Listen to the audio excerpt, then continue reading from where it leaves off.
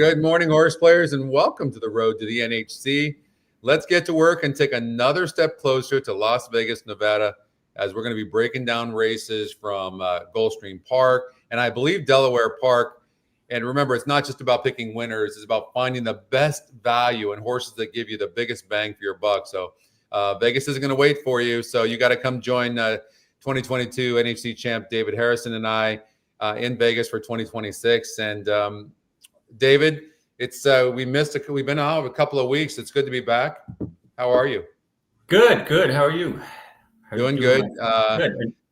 I listen. I've been playing some of the NHC events, and I've been having a little bit of success. Yes, a lot of success. That's an understatement. A little bit of success. Scotty Mckeever, as of yesterday, is number one. I noticed on the NHC leaderboard, which is quite an accomplishment. So you're on a roll. Who would have known? Who would have known? Listen, you're looking at a cash player. You're looking at a cash player, like cash tournament player. So for me to say that I am, leading the tour right now is mind-boggling to me. Honestly, super proud, and I've learned so much from you as well. And I love that we're doing this. There's so many people that are following this show that have qualified for Vegas. We had them at our table last year.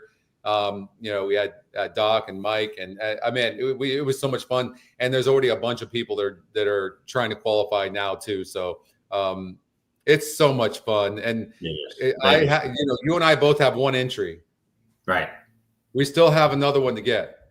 Exactly. So there's and we got plenty of time. It's relaxing. You can I play at my leisure these days. It's so good to get it done early in the season. I got mine in March before the 2025 NHC, so I'm like I'm good. And it feels because the pressure does end up building as the year goes on. I remember the year that I won the Silver Sunday. I wasn't qualified in end of January or early February. I basically acknowledged I've had a lot of near misses. Maybe it's just not my year. And then I qualified and I ended up winning the Silver Sunday series. So you kind of keep plugging away.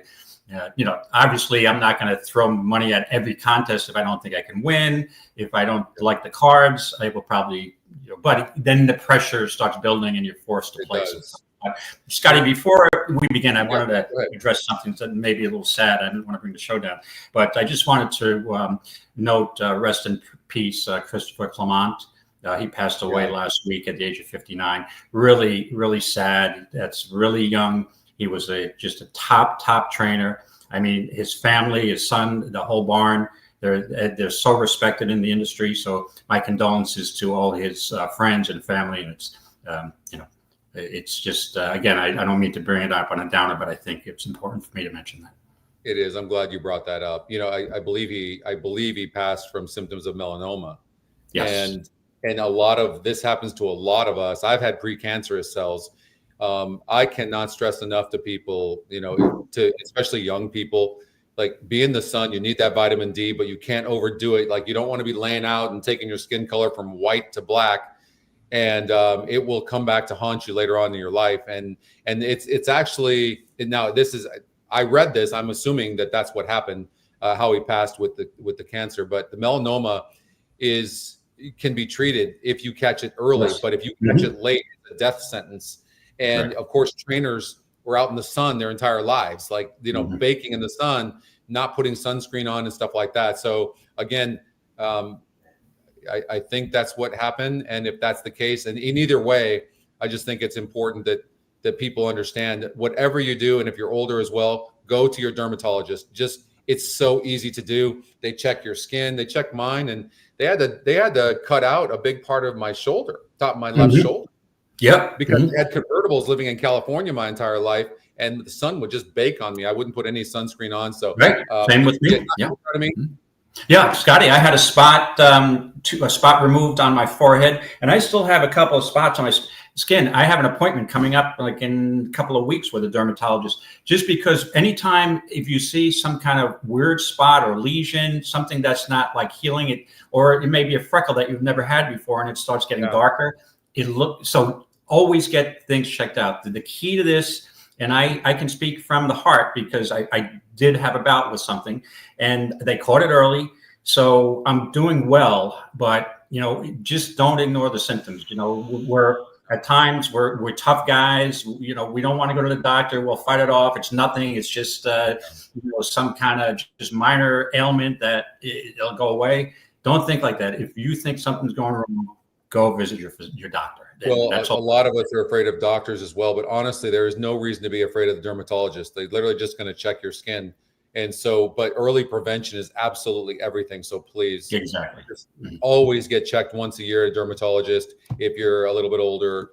And if you're young, don't bake in the sun. So, all right, we'll leave it at that. We've got, of course, the feeders that we're going to be covering, which are Gulfstream Park and Delaware Park. Let's just confirm that. Yeah, it's races 2 and 4 at Delaware, and it's races 1 through 4. So 6 races. It's only $18 to join. Enter there. Make sure you're a part of the tour. Go to ntra.com. It's $50 a year, and it's really a lot of fun, and it's easy, and it's not expensive. And if you do get in the top 20%, then you don't have to pay the $75 fee to get into the NHC event here. So the qualifier. Yeah, excuse me. So I just want to say hello, Oldie. Good morning. Good morning, Kent. Good morning, Scott, Patrick. Thanks for joining. What's up, guys? And by the way, also I wanted to give a shout out to the team, because the Preakness coverage. Did you see we had over 30,000 views on that Preakness show? It was just incredible. And a lot of people don't understand what we do and why. As an example, on me qualifying, I qualified for the BC, and I qualified for the NHC. I want to get one more, of course. But my NHC qualifier that I won, it took me 15 minutes to do it with EquinEdge. Literally 15 minutes. Guys, I'm busy. I don't have time for it. That's the entire point of it. Anyways, I was able to just horse. You can't do that with any other site. You can't. I mean, you just cannot. It's going to take you hours to be able to do that, and people don't have that time. So if you're new and you want to get involved in trying to qualify for the NHC National Horse Players Championship, EquinEdge is the way to do it. So right, and it expedites the whole handicapping process. We have busy lives, we have families, we have commitments. You might want to play. I mean, but the problem is you don't have 2 or 3 hours to handicap a 12 race card properly. So the product just expedites the handicapping process, and you can play things that in the past 10 years ago before EquinEdge came out that we didn't have that opportunity. So definitely helps me in contest play. If you'd like to see what it's all about and you want some free races, we give 3 a day at usually a big track, and you can see the QR code on the top right of the screen. Just hover over that, and then it's free to sign up. I think you put your email address and your first and last name, and you're done. So no credit card needed to be able to do that. It's absolutely free. What's up, Eric? Hey, all right. So what do you think, David? You want to just start with Gulfstream Park race number 1? Yeah, let's do the 4 at Gulfstream and then go to Delaware. Delaware is going to be quick because they're off. The 2 races are off the turf. They're small fields. All right. Oh, I'd be remiss if I didn't. I know a lot of people are following. We've been working for the last 8 months on a new GSR, which is genetic strength rating. And we knew that it would be the hardest metric that we had to work on to try to improve what we already have, which is already great. And so far, it's been slow moving. That being said, we had a breakthrough in the last couple of weeks, David, where, and I know the GSR is not a win percentage, but I say this as a way so people can relate to it. But if you look at the GSR, like we're looking at in race number 1, the top number wins about 21% of the time on the dirt. Okay. So, it's not a win percentage metric, but it's just kind of a guide. The new GSR on dirt is winning at 27% on average. So it's a huge increase. We haven't yet been able to better the synthetic and the turf. It's about the same as what it is now. So we've already got an improvement no matter what, but we're still trying to do a little bit better with the synthetic and the turf. And wet is very good as well. Wet's jumped up 7 points as well. So the wet and the dirt, so far, we've had a lot of success with that new algorithm, but it's been rough. In fact, it takes about maybe 6-7 versions before we're able to do a new algorithm. To tell you how difficult this has been, we're on our 51st revision. 51st revision. Yeah, it's been taking a long time. Yeah. But you don't want any product improvement. You don't want to release it too early. You obviously you want it to be, the best product that we can offer everybody. Yeah. We by the way, too, on that, Scrat, thank you for that. We as you guys know, we have a new Handy View. And we had to stop it for a moment because we had other back end things we had to do to make sure the site's running good and even better for the future. And so we decided to put that on hold a little bit. But when that new Handy View gets released, and it's just incredible, and I think we're revisiting that in the next 2 to 3 weeks, and it's going to take probably a straight maybe 2-3 weeks to be able to finish it after that. So I'm guessing a month and a half, 2 months at the latest, but it's going to be worth it. But when it does get released, we're going to do all new videos, new videos. Yeah. So that's going to be a major release. But in the background, you guys, just so you know, good morning, Patrick, by the way, in the background, trust me when I tell you, all the stuff that we are working on is stabilizing the site, making it faster, streamlined, better updates, faster updates, late scratch updates. Like it's really incredible. And if you guys understood software development and what we were doing, I think, for the EE community, you would be proud of what we're doing. So it's none of the stuff you can see up front, like new products and things like that. But nonetheless, there's a lot getting done in the background of EquinEdge. So, okay, enough of that. Let's do it, David. You ready? Yeah, I'm ready. We got Gulfstream Park Race 1. I believe you're going to run the race simulator. We've got a mile on the dirt, 12.5 non-wins 2 lifetime claimers for fillies and mares, 3 and up.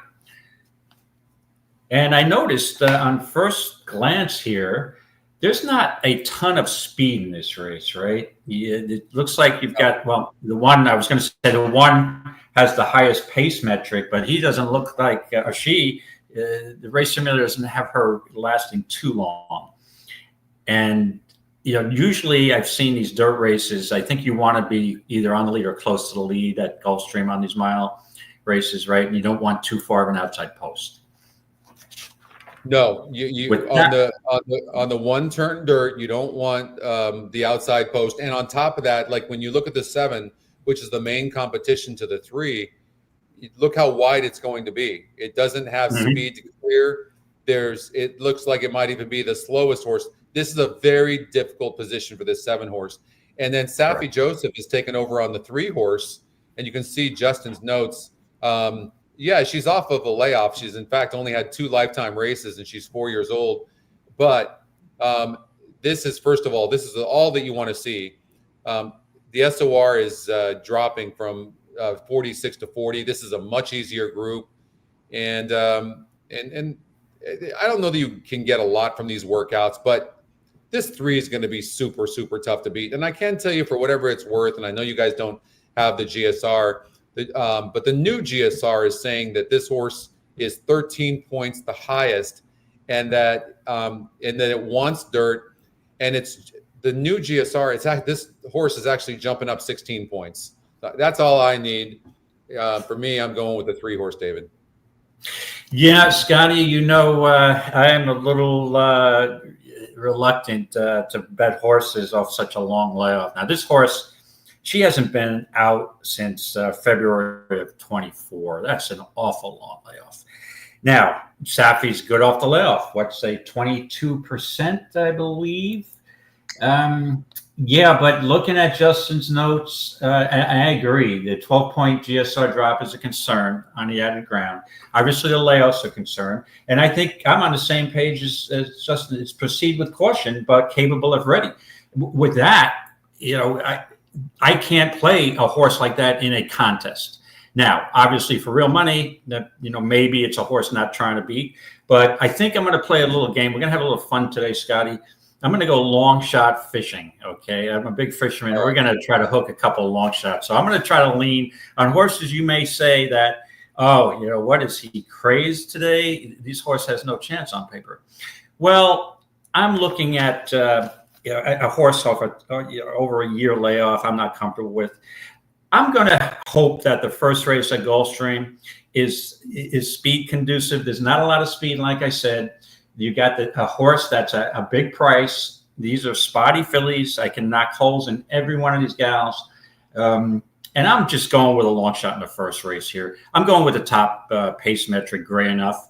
I mean, yeah, this horse she may be a little cheap. If I look at the SOR of her last race, is 42, but it's a 40 group. So, I mean, if the 3's not ready and somebody gets off slow out of the gate, you got the rail position, you got a bullet work on May 10th, only against 5 horses. So I don't know what that means, but give me a chance with the 1, gunning from the rail, tepid pace, and I think my mindset would be it's okay if this horse hands down for second.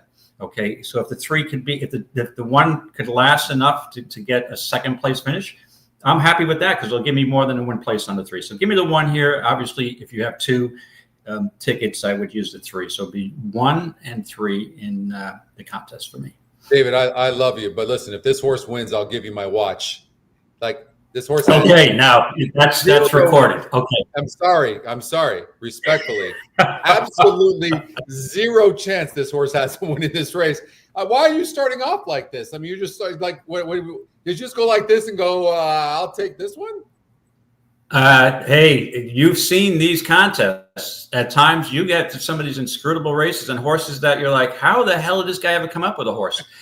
At least I have a reasoning. There's guys who play these contests, as you know, who just pick long shots without any reasoning at all.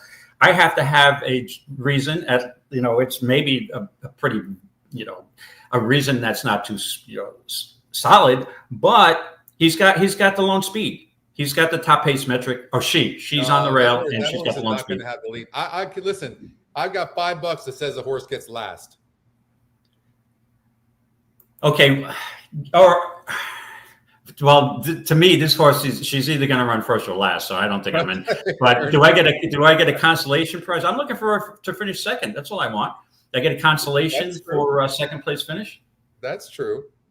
Yeah. Hey, by the way, I'd love to give you my watch. Listen, I don't have one because Oldie's already won that watch a few times, actually. Oh, so you're begging out already. Yeah. You know what I'm looking for my birthday in August. Anna, you listening? What's up, Dave? Dave in the house. Hey, Dave. All right, so that's race number 1. All right, so we're already starting off. You're going crazy, losing your mind, and so now we go to race number 2, and let's expand this screen. They're going 5 furlongs in the synthetic, and there's a lot of horses in here. The 1 horse has been scratched.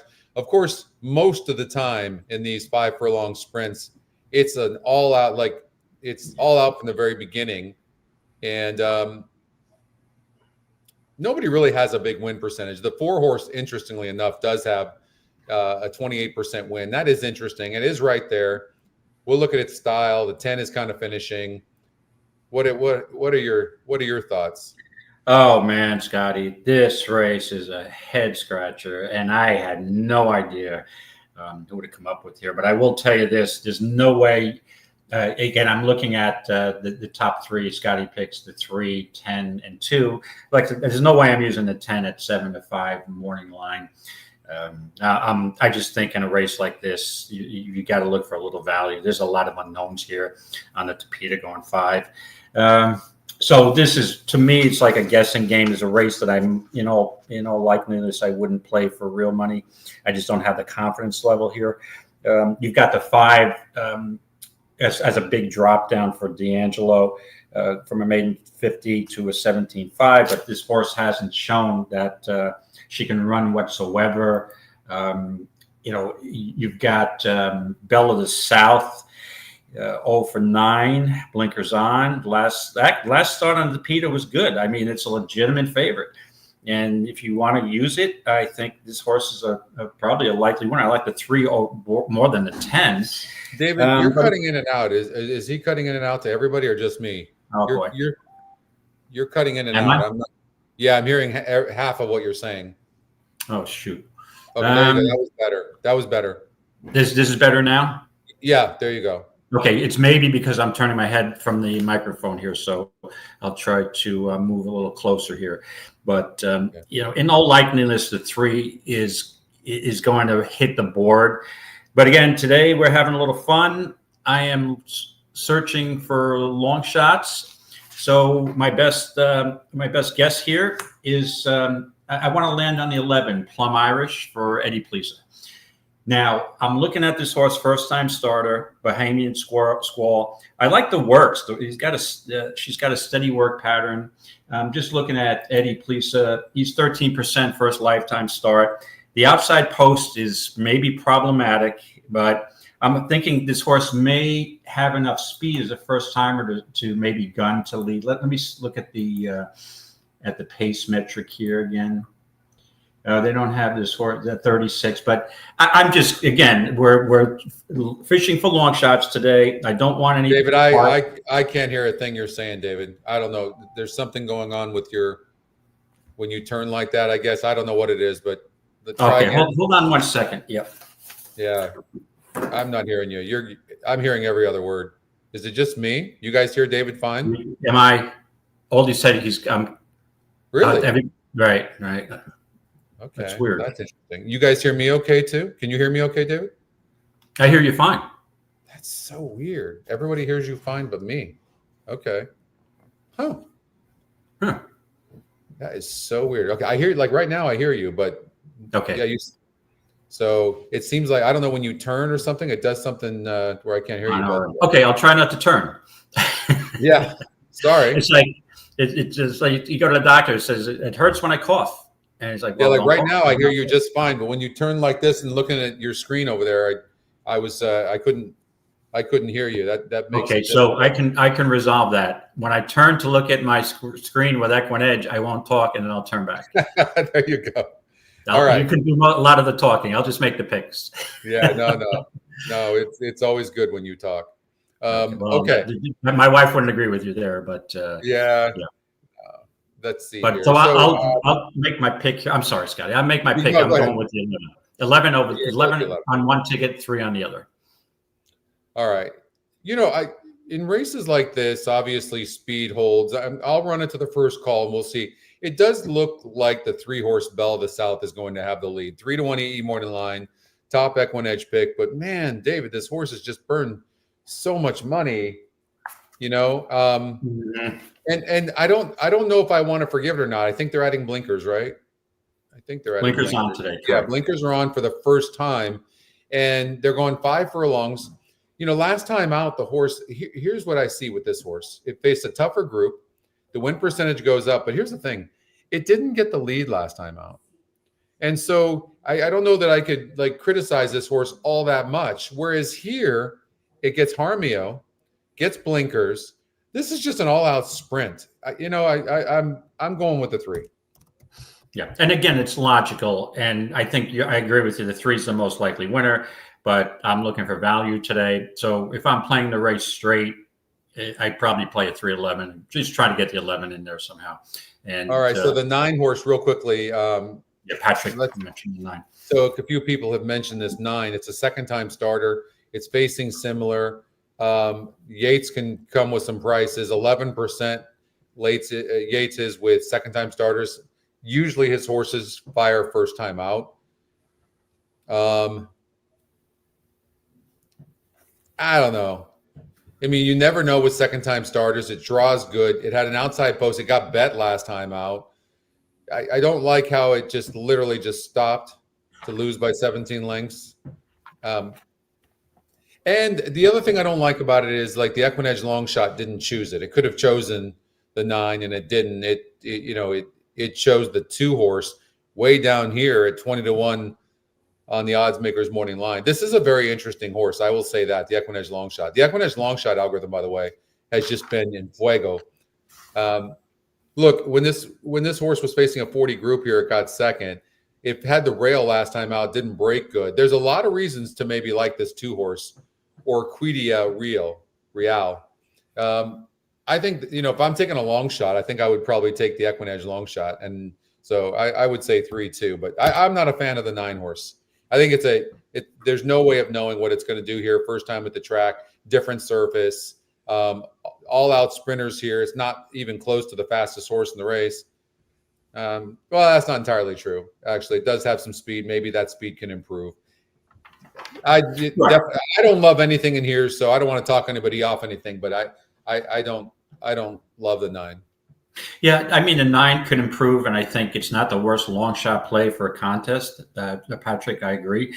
But just going back to the 3, Belle of the South, who likely, in my opinion, will be a slight post-time favorite, that this horse, she had an excuse last time out, a bump start. So maybe without the bump start, she would have got a clear lead and maybe lasted longer. So I wouldn't throw her out just on, being a money burner. And I agree with you. I think she's definitely a playable horse that you've got to throw in there. But for purposes of the contest, I'm trying to get the 11 over the 3. So Oldie just made this point that Smullen is 4% with second time out horses, 6% with first time out horses. He believes the horse is a total throwout. I don't necessarily agree with that with the blinkers added. I think that there's been a lot of mistakes made with this horse. And they had the horse in maiden special weights because they thought the horse had some sort of talent. It does look like the horse needs the lead. It didn't run a bad race in its last couple of races. I get it, and they're adding one of the best gate jockeys there is in Florida, in Jaramillo. I could see why Oldie would say that, and you have to play stats. But don't forget all the metrics look at those stats as well. So, I mean, look, in a maiden special weight here at Delaware on the turf, this horse was 65% to win. It clearly has some talent. But I think it needs the lead. And 5 furlongs, if it clears with those blinkers, first of all, Jaramillo is going to be all out from the beginning. Not going to mess around and try to rate the horse. It's just a go. And if this, so I'm going to take a chance, although I understand where Oldie's coming from. So, but I'm going to stick with the 3. Although I do think that 2 horse is very interesting, but I think it might be too late, and being on that inside draw and not really having any early speed. So, but the 2 could be at a price for sure. If I'm playing a long shot, it's 1,000% would be the 2. Right. And Scotty, thanks for bringing that horse up, because the 2, I mean, if she runs back to her race on January 8th, she's got a shot here. Yeah. She finishes second at 15-1. And I understand Oldie's point, and Oldie and I, as handicappers, were sort of on the same wavelength. I'd rather throw out and say this is a total toss with a lower priced horse. You're not getting 9-2 on this horse. Yeah. Rather than say, okay, I like a 12-1 a total toss. You're looking for value in these contests, but sure. I disagree with the total toss. I think the horse will hit the board. Yeah, I do too. I just think there's some excuses and there's some reasons to maybe think this horse could pull through today. What's up, Willie? How are you, brother? What's up, Bill? Hey, Willie. Nice, good to see you again. It's always great when the EE community's on the chat. Hopefully, we have a great chat today, and it just goes crazy, and we win. Delaware race number 1 starts in 14 minutes from now, and then is that part? That is not part. Okay, so don't worry. That's not part of the feeder. So we've got plenty of time. All right, so that's you're going with the 11 horse. You sure you don't want to change the 2? No, Scotty. I am. When push comes to shove, give me Eddie Plisa, one of my favorite trainers of all time. Fair enough. All right, I'm with the 3 horse with a big move possibly on the 2 horse. If I'm betting this, I would probably put a save or win bet on the 2, but I also think the 2 is likely to be in the money. So if you're going to be, betting money on this, maybe keying the 2 horse, put a little win bet, do an exacta with some of the horses you think can win to the 2, and then put in the 2 in the 3rd spot for possibly a nice trifecta. I'm not going to be surprised if the 3 longest shots on the board win this race. I mean, this is a crazy wide open race. Yeah, I would be in agreement. Yeah. All right, let's hit to race number 3, and we'll run the race simulator. There's 2 scratches of the 1 and the 6, leaving us with a field of 6 horses. Okay, race number 3, we've got the 1 and the 3 out, and we have another 5 furlong sprint on the Tapeta. Oh, okay. Yeah, so I looked at this race, Scotty. This is again a maiden 35 claimer. You're going to have spotty form in here, obviously, at this level. The horse that I was interested in originally, and I think is, may be tough to beat here is the 4 Sneak Preview. That was the horse I originally was going to be interested in. And I started looking. I mean, the issue is going at a mile and a 16th the last time, 2 turns. And now that's a tough cutback to 5 furlongs.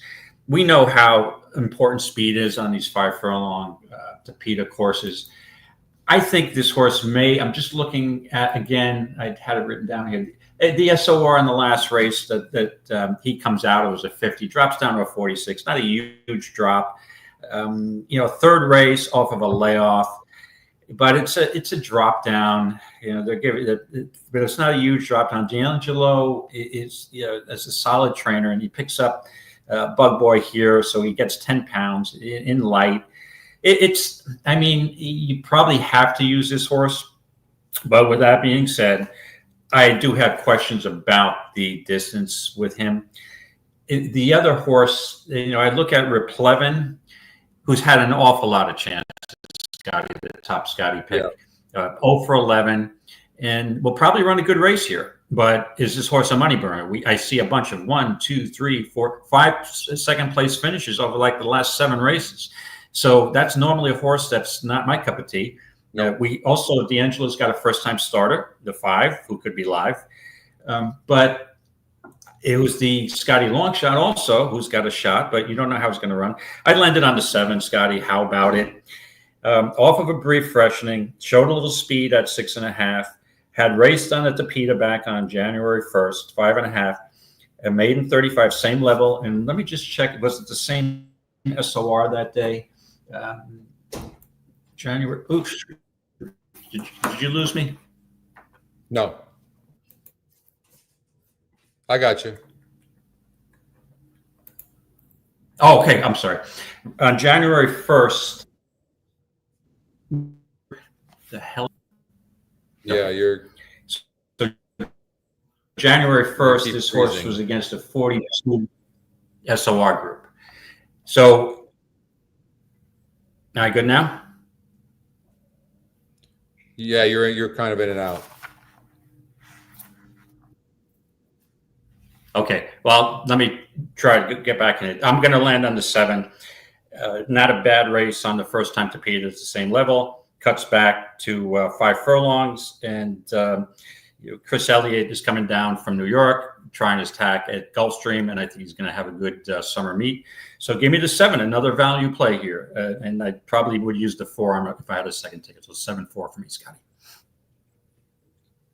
Yeah, I kind of like the 4 horse as well, Sneak Preview, but I'm also see this first time starter.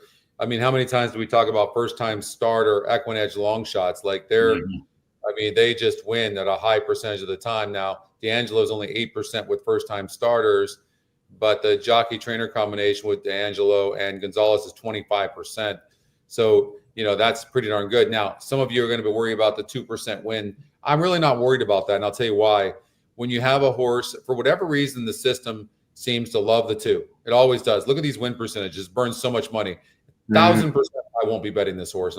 In fact, I think it creates opportunities because everyone's going to bet this horse, and it creates opportunities with the other horses. And I think those other horses, I was going to go with the 7, David. I saw that same thing, but the horse just loses ground every single time. I know it's faced a little bit better the last few times, but even against a 42 group on the synthetic prior to that, it didn't. And the cutback and distance, I don't think helps this horse. And the jockey trainer combination of 0 for 7, that doesn't do me any good. Like for sure, for me, it's going to be either the 4 or the 5. And so I'm not worried about the win percentages in the race because the 2 is taking so much of it. I think we should look at the 8 because it is the EquinEdge second pick and it's 7-2 on the E Morning line. What did you think about this horse? I mean, this is the easiest group it's faced, but the GSR drops and the win percentage drops a little bit. Yeah, well, I'm not that familiar with. Well, the trainer, I'm not, in all honesty, that familiar with.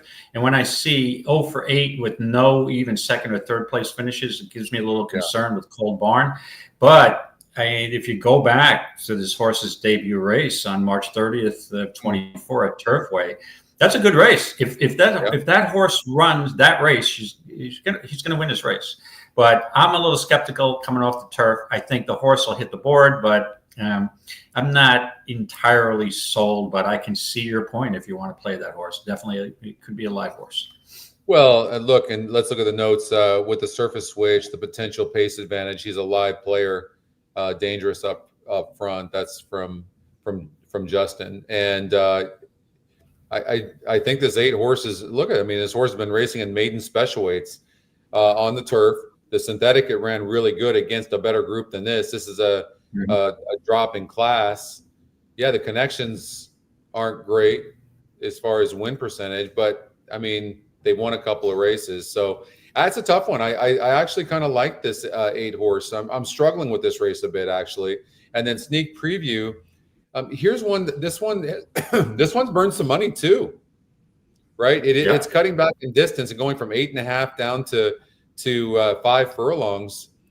I mean, and against a 42 group, 2 races back, it didn't really run all that great, albeit it was off of a layoff. But and then you can throw out the 8.5 furlongs last time out, right? It showed speed, got some air, cuts back. I mean, that's a completely different distance. But then the GSR drops on this 4 as well.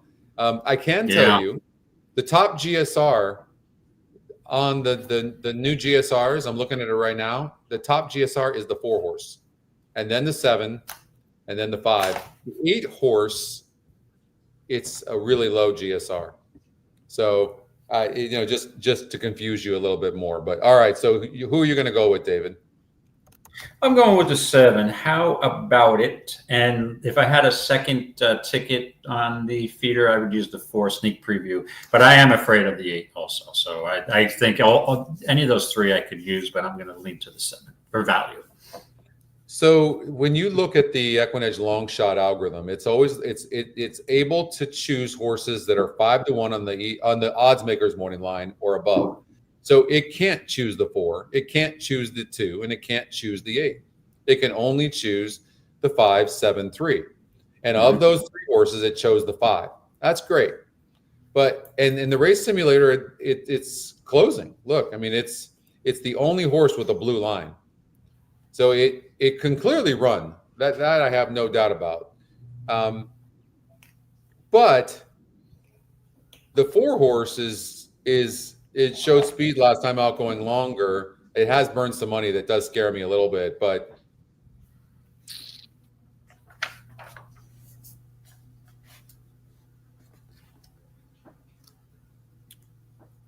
like I literally, it's a flip of the coin, you guys, just so you know. So don't necessarily take my play here.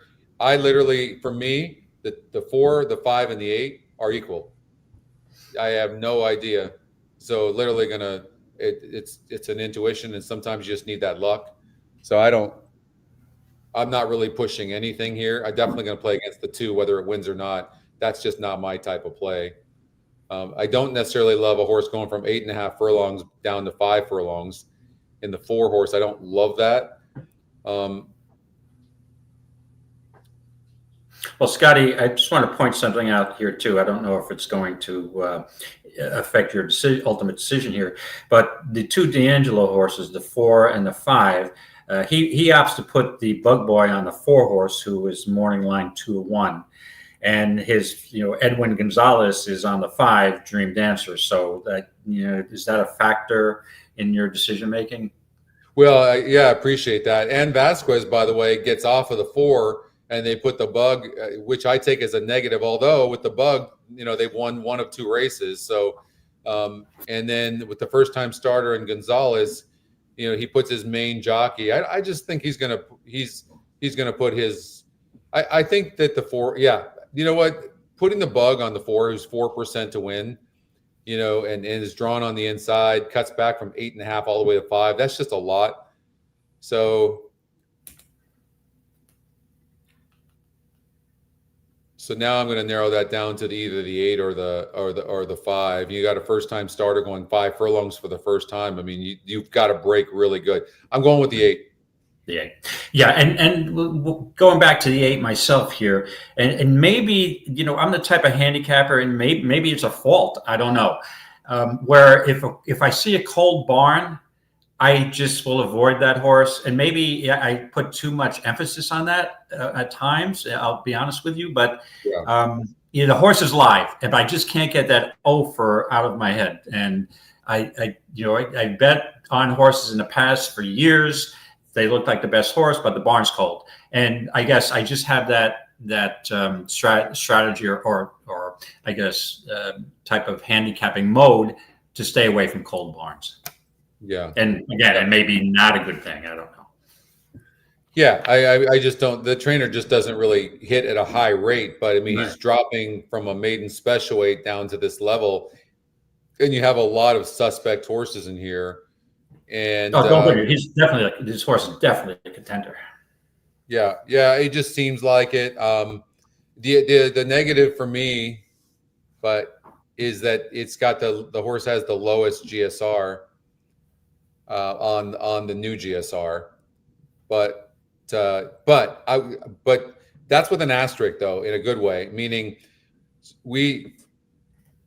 the synthetic and the turf for the new GSR is not where it needs to be yet. The dirt is I'm actually on the new GSR on staging. For dirt, I absolutely am using that thing hard, but on the synthetic and the turf, I'm not yet there. So that's why I'm not going to let it influence me in this case. I think the 8 is a major player in here. Watch this damn 5. EquinEdge long shot first time starters, as you know, they crush it. But I would have been more. It would have influenced me more if there was like 10 horses in the race, and it could have chosen from 6 other horses, and it chose this horse. It would have meant more to me. So I'm going to go with the 8. All right. Okay, Scotty's on the 8. Yeah, lock you in. All right. Hopefully, all of that analysis is going to help one of us win. Okay. This is the dirt, and let's run the race simulator. And I will tell you, I'll give you the new GSR, which is 7 points better than current production. And that is the top GSR is the 4 horse Motown Micah, who's also the top speed of the race. And also what's interesting is it's the top GSR on prod. And I've noticed when that happens, they win way more percent of the time. So, and this horse broke from the rail last time out, needs to be near the lead, broke 7th. That horse had no shot in that last race. You can throw it out. And Gonzalez is 19% with first-time claims. So this horse has been claimed in the last 4 races it's run in. Yeah, it's been popular. The 4 definitely has been popular at the claim box, to say the least. And if she runs back to any of those efforts on March 22nd or April 18th, going to be tough to beat. But I am landing, in all honesty, Scotty, I'm going back on the chalk train here. I'm landing on the Scotty top pick here, defended. This horse had beaten the 4 before back on January 31st at 6.5. There's a cut back to 6. Yeah, the horse, she's got the lowest pace metric in here, I believe. But I think I'm not sold on Motown Micah with taking a little pace pressure for maybe the 3. I was also actually what happened is I had to call an audible here. In all honesty, Scotty, I really liked the 2 horse here originally, but was scratched. So I'm going to just put my tail between my legs and we're gonna just go with the chalk here at 5, defended. I think this horse is gonna be awful tough to beat.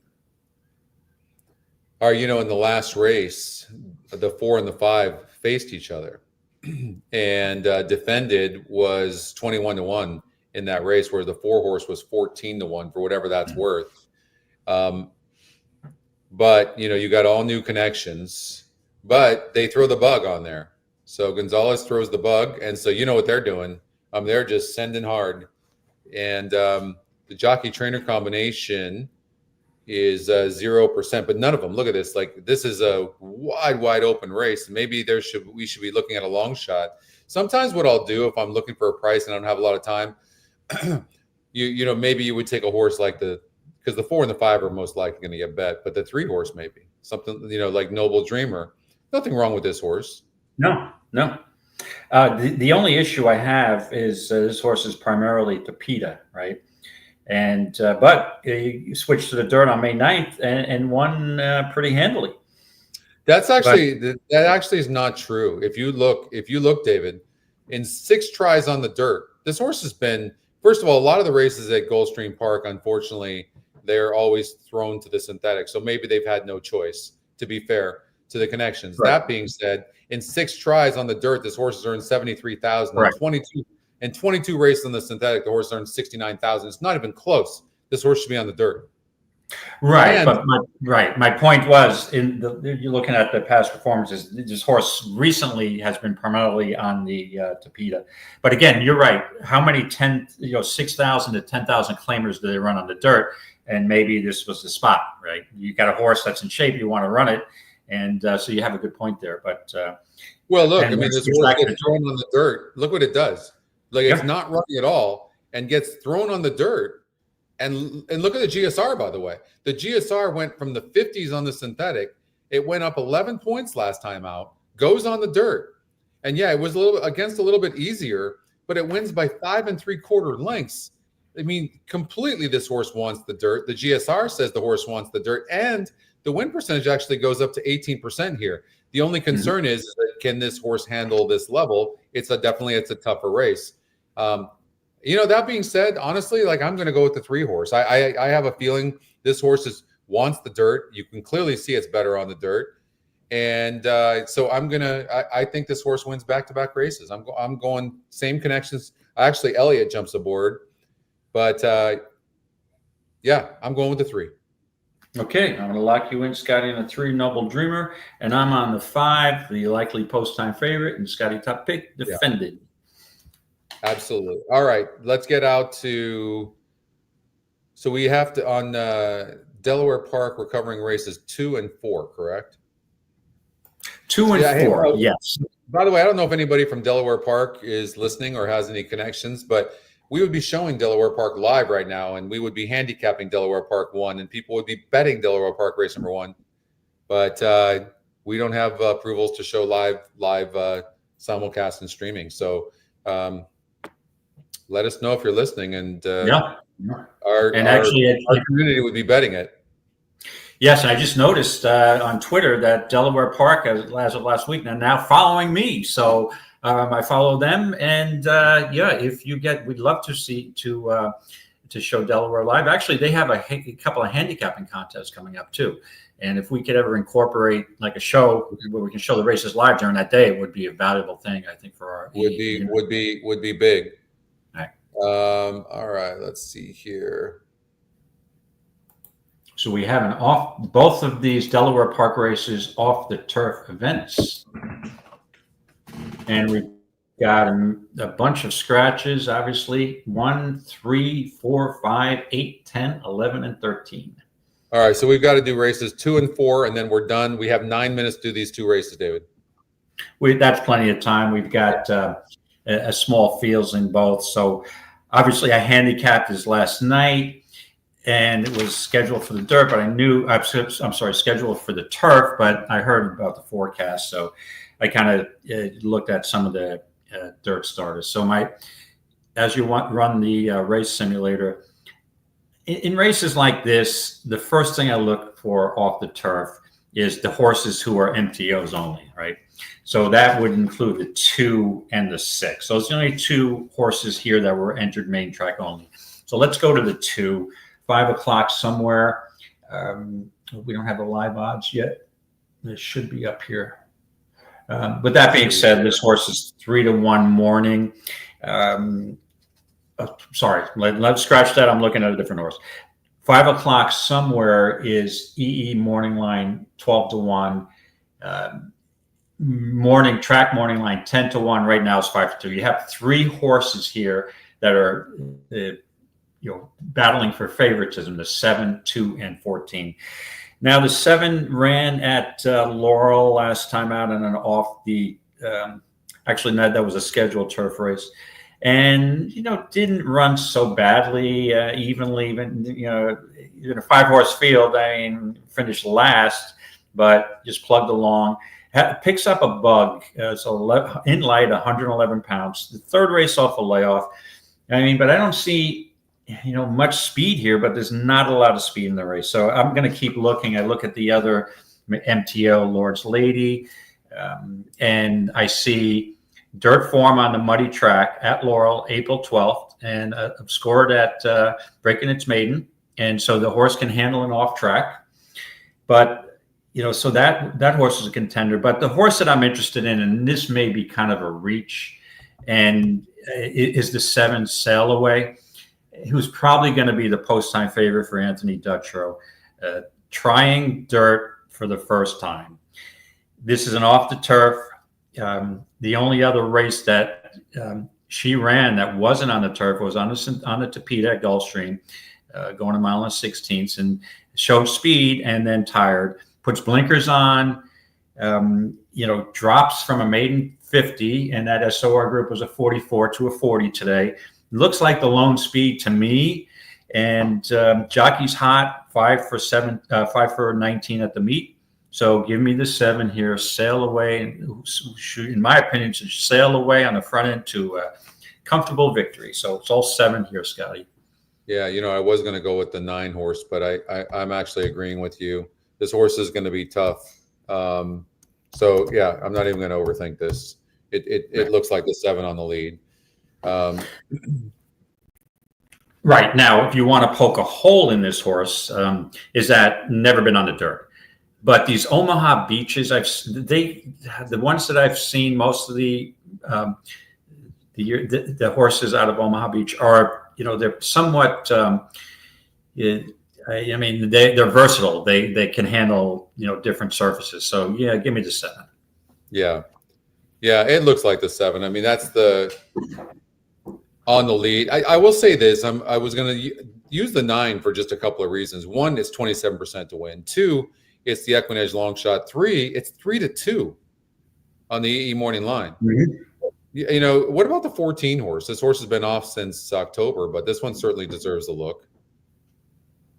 Right. And if you go to its only dirt race, that was on October 5th, that was an off the turf event also. Yeah. And finished a decent second at 22-1. I mean, possibility. Yeah. And that's the other 5-2 shot, correct? Yeah.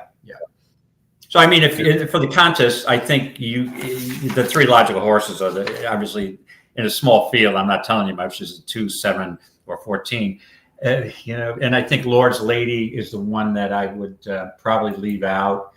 The last race was a 36 SOR. Now she's done. Now she's moving up to a 40 SOR. Yeah, I think it's all Sail Away here, in all honesty. Yep, I'm with you. What's up, Alfredo? Hey, Alfredo. Amazing job with Video Hippica. Probably over at Gulfstream Park right now, working in the studio. Alfredo does a class in Spanish. So if you can go to universalmetals.com, or excuse me, EquinEdge.com. There you go. I just gave out my metals company. There you go. You're on the work mode. If you buy metal, call me. No. So anyways, Alfredo doing a really good job there, but EquinEdge.com, and you can join the coaching classes. Actually, and I do a class on Thursdays, and Justin does a class on Wednesdays. So if you're interested, go to EquinEdge.com. It's free to join as many times as you want as well. We have got a great community that we have a lot of fun. I do both Justin and I do our classes at 1 p.m. Eastern time. Okay. Delaware Park race number 4, and we are finished, and we've got about 3 minutes before the race. Again, we got a bunch of scratches here in race number 4. And here we go. Let's run this. Yeah, again, another off the turf event, going 8.5 furlongs. And again, another race that I'm looking for MTOs, and we've got one here, the 10 Sir Exton, who is EE morning line 4-5, comes off looking for 3 consecutive victories. The last was on a muddy track at Oaklawn, and looks to be really tough here in a very weak field. And I think Scotty, maybe my strategy was because I knew that there's going to be two chalks at the end, is why I reached out for long shots early. Yeah. I mean, you could use Not My First Rodeo, who comes off of a good track, second place finish at Laurel. But the two muddy tracks on a higher company back in December and February, it really didn't run so well. But so I'm not. We only have 3 minutes. I'm just going with the prohibitive chalk here, Sir Exton. Yeah, I mean, this is a main track only horse going on the dirt for the first time. Has won 2 straight races. This horse isn't for sale, and this horse looks very, very difficult. It's 4-5 on the E morning line, 36% to win. Top EquinEdge pick, top GSR. I mean, I don't know how you're going to beat the horse. So, looks very, very good. Okay, that's it. That's it. That's all, folks. Okay, that's it for the feeders. And well, while we have a few minutes, probably 2-3 minutes, I just wanted to mention, Scotty, good news for my fellow horse players on the East Coast yesterday. A big announcement by the Breeders' Cup Committee. We've got the 2026 Breeders' Cup at Keeneland. And I will tell you, God willing and health willing, I will be there. And I will focus next year on getting that BCBC seat early. And also 2027, it will be at Belmont Park, the new building, newly completed building. And I just looking forward to both of those. I expect to be there. Like I said, as long as everything cooperates, I will be there at both of those. I'm really excited. Again, traveling out all the way from me to the West Coast sometimes could be difficult. And so I'm not planning to go to the Breeders' Cup this year. I actually have a wedding that weekend. Of course, who gets married on Breeders' Cup weekend? But obviously. So yes, I just wanted to put that out there. Also, looking forward to it. All right, so you're on the one horse here, Gray Enough. We're not sure what you were drinking when you handicapped this race, but that's okay. It's okay. I was drinking maybe my coffee. I was drinking a mix of decaf and regular coffee. Maybe I put a little too much caffeine in there. Being very optimistic today. Yes, you are. 25-1. I still have time to change. Let me look at the odds. And you do. It's 23-1. Not surprising. Well, no, it is surprising actually. Why is it not 93-1? But that's okay. That's because I put a $200 win bet on it. Yeah. They won't play this race for real money. But I think the 4-horse Hard Spice is very, very fast and needs a lead unless it breaks bad. The best chance for the 1 who is fast is if the 4 breaks bad, then maybe the 1 could go a long way. That's it. That's the best shot. 28-1 right now in climbing. The horse, guys, David, that I think that we're trying to beat here is honestly the 7. I've been playing gold. I moved to Florida 5 years ago. 5 years ago? Yeah, maybe. Yeah, about 5 years ago. And I really felt like I got to know this track very well. I've obviously been to Gulfstream a bunch of times, and I played in tournaments and won many at Gulfstream Park. And I can tell you that even on this one turn dirt, horses that go wide don't win a lot. It's a low percentage. And the 7 horse, who's 8-5 right now, look at where it's projected to be at the first call. I mean, maybe I'm just saying, these create opportunities now. 7-5. They do create opportunities for you. And so anyways, this horse can win, absolutely can win. So I don't want to talk anybody off it. But for me, I'll try to beat these horses because I find that when there is what I think is a vulnerable favorite in there that's getting bet so hard, it's an opportunity to get a price on a horse that I like. And so for me, that would be fully entitled, the 3 horse who ran a very good race, breaking its maiden last time out, got claimed Safi, but it hasn't been seen for 2 years. And I recognize that. I mean, this horse for a year, about a year and a half. Year and 3 or 4 months, yeah. Yeah. So I just think this 3 horse is going to come out running. Ken Ramsey claimed this horse for $30,000. And, Safi's, this horse is going to come out most likely running. It's going to.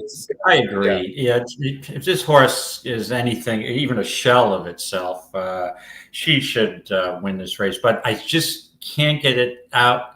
I mean, it's ingrained in me. I've had so much success betting against favorites off long layoffs that I just have to go with that strategy. And sometimes it burns you, but it's not costing you too much because it's 3-2. I mean, if this horse is 6-1, and they say, "Yeah, I'll take the risk," but it's about risk reward. To me, it's not enough reward to take the risk on a year and a half. And I'll say this too about the 2 horse. It's anytime you have a horse that's dropping so much in class. I mean, if you look at the GSR, it's going from a 40 to a 56, going 8 furlongs, and it's earned the most money going 8 furlongs on the dirt. So it's getting back to where it's run its best, and it's dropping in class big time. I think the 2 is super, super live. Funny that you say that. I'm going to interrupt you. I usually apologize. This time I'm not. Before they go on the gate, I thought the 2 looked really awesome on the track. Awesomely wild and looking awesomely good. So I would probably throw a quick bob on that. So I'm on the 3. I think it's a 3-2 here. Let's see what happens. Racing at Gulfstream.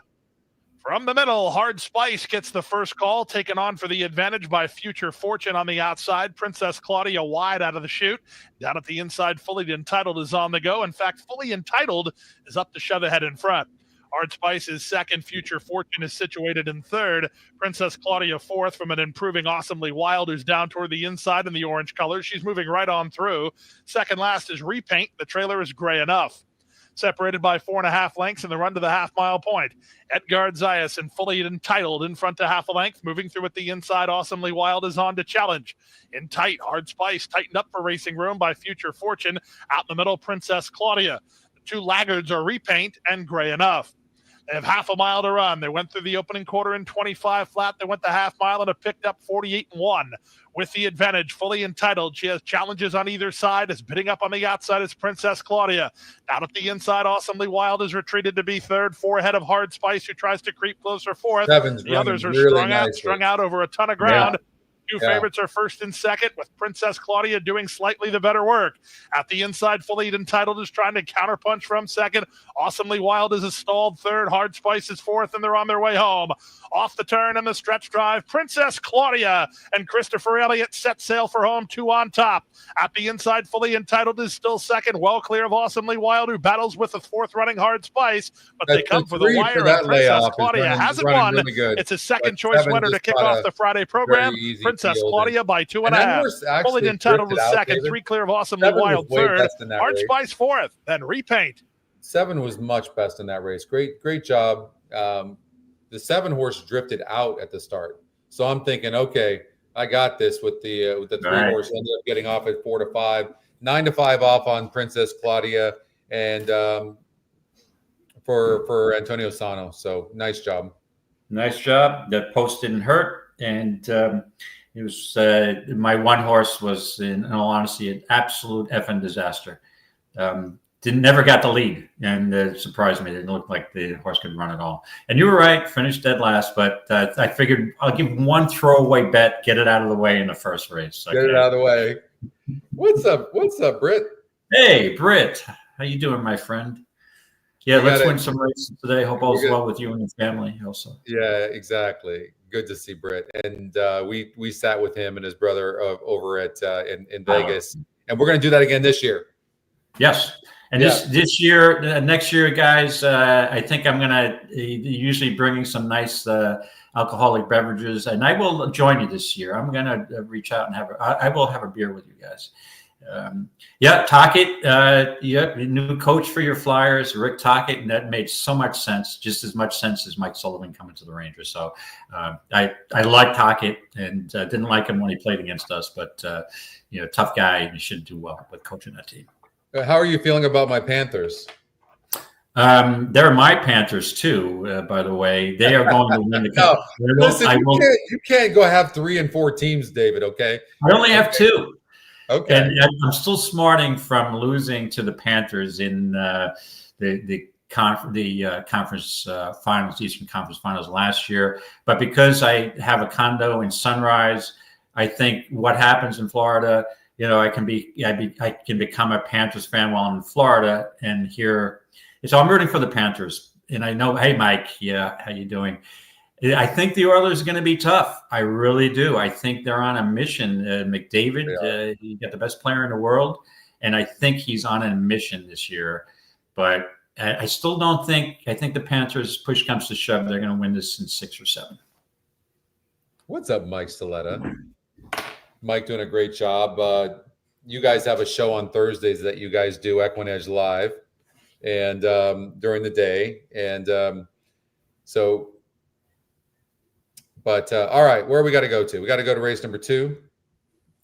No, we got to go. No, what we need to do, actually, we have time. Delaware race number 2 is coming up in 11 minutes. So how about we start doing the qualifiers? First of the qualifiers. Sounds like a plan. All right, Gulfstream Park 6. Let's do that. Gulfstream Park race 6.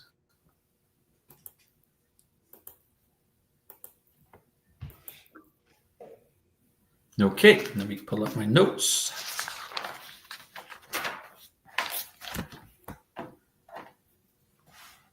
Okay, so we've got a race 6, a mile on the turf for state-bred fillies and mares. So Florida-bred fillies and mares, mile on the turf. And I didn't, in all honesty, Scotty, I'm looking at this race for the first time because I moved ahead to a couple of horses I really like later at Gulfstream. So let me just pull up my EquinEdge. And this is where the EquinEdge is very valuable for me because I can handicap this race in 5 or 10 minutes. Yeah. And we have the 2 as a late scratch. You have that, right? Oh, hold on a second. I'm on the wrong race. I apologize. Yeah. No, 2 is not a scratch. No, yeah, my screen locked up here in my. Why is it not moving? Okay, yeah, it's back. So that's really weird. Okay, Rachel's Song is the 5 horse here. There does seem to be some speed in here, David. We can start off with that, right? Yeah. There does seem to be some speed. Look at that. Nina's Last Gift needs the lead. When you look at a horse like this, I think a horse like this needs the lead as well. I mean, the 4 horse not passing anybody, 1 win. It, probably going to fight for the lead, especially with the bug. You've got this horse. It's not passing any horses anytime soon. So the 6 horse needs the lead.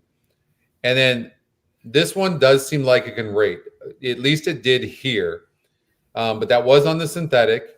And but this horse's styles to be near the lead as well. And Zayas is pretty aggressive. So maybe it's worth beating a 4 to 5 EE morning line shot in Rachel's Song. What do you think? Yeah, there does look to be speed here. That is true. And the style of the 2, 5, and 6, and even the 4 has got speed. So your first, reaction or it would be to look for a closer. But when I look for the closers, the only closer that looks legit to me is the 3 Burnaway. But there's something about that horse that I'm not sold on. Maybe it's the 3 for 22 with 9 second place finishes. I struggled a little bit in this race. I was originally going to go to Verifiable, who I'm thinking maybe can just stay, stalk a little bit off the pace. Now, this is a mile, but it seems like I agree with you that she does her best running if she's on the lead. However, if you look at her class, she comes out, it's a 56 SOR. That's Tampa. So now she's basically finishing, facing similar company. I have to tell you that I'm just going to bite my tongue here and go with the 5 Rachel Song. And I'll tell you the reason.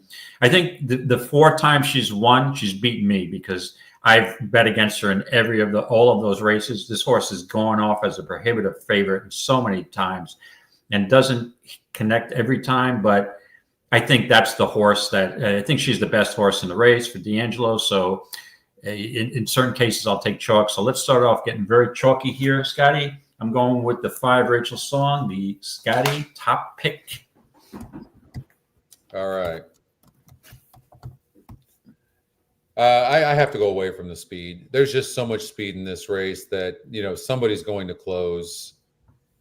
Let's see here. So when we run this, you can see that the 3 is the only horse closing. Now, 5 gets first run. There's no question the 5's getting first run. But and the 3 horse won so easily last time out. But we look at 9 tries in the synthetic, it's earned 100 grand, and 8 tries on the turf, it's earned 57,000. So, or maybe there's a turnaround coming with this horse. Like, a lot of times a horse drops in class and all of a sudden it just wins for fun. It was only 4 other horses. It did get claimed for 12.5, moved up for 20, but Bo Chapman not really known for his claims. So 9 seconds and 3 firsts. Rachel Song, 4 wins and 12 lifetime races. It is hard for me to get by. This horse seems to want it to lead. They all want to lead except the 3, it seems, right? Yeah. What about the 7 doesn't need the lead, I don't think, does it? It can rate some. Yeah, the issue with the 7, or the question mark, I should say, is mostly sprints on the Tapeta, and it's the first time that she stretched out, going a mile and a 16th, she lost to Rachel Song by 9 lengths, but I mean, can she rate going a mile? And if you look at her, she's got 1 turf start, but that was only 5, so that's not telling us anything. I have to tell you, I think she is going to be close to the pace too, going a mile. Maybe she's not as good as these, but maybe I'd give her a shot, second off a layoff, going back to turf, cutting back. Yeah, I mean, maybe a logical, modest, mutual type play. Yeah.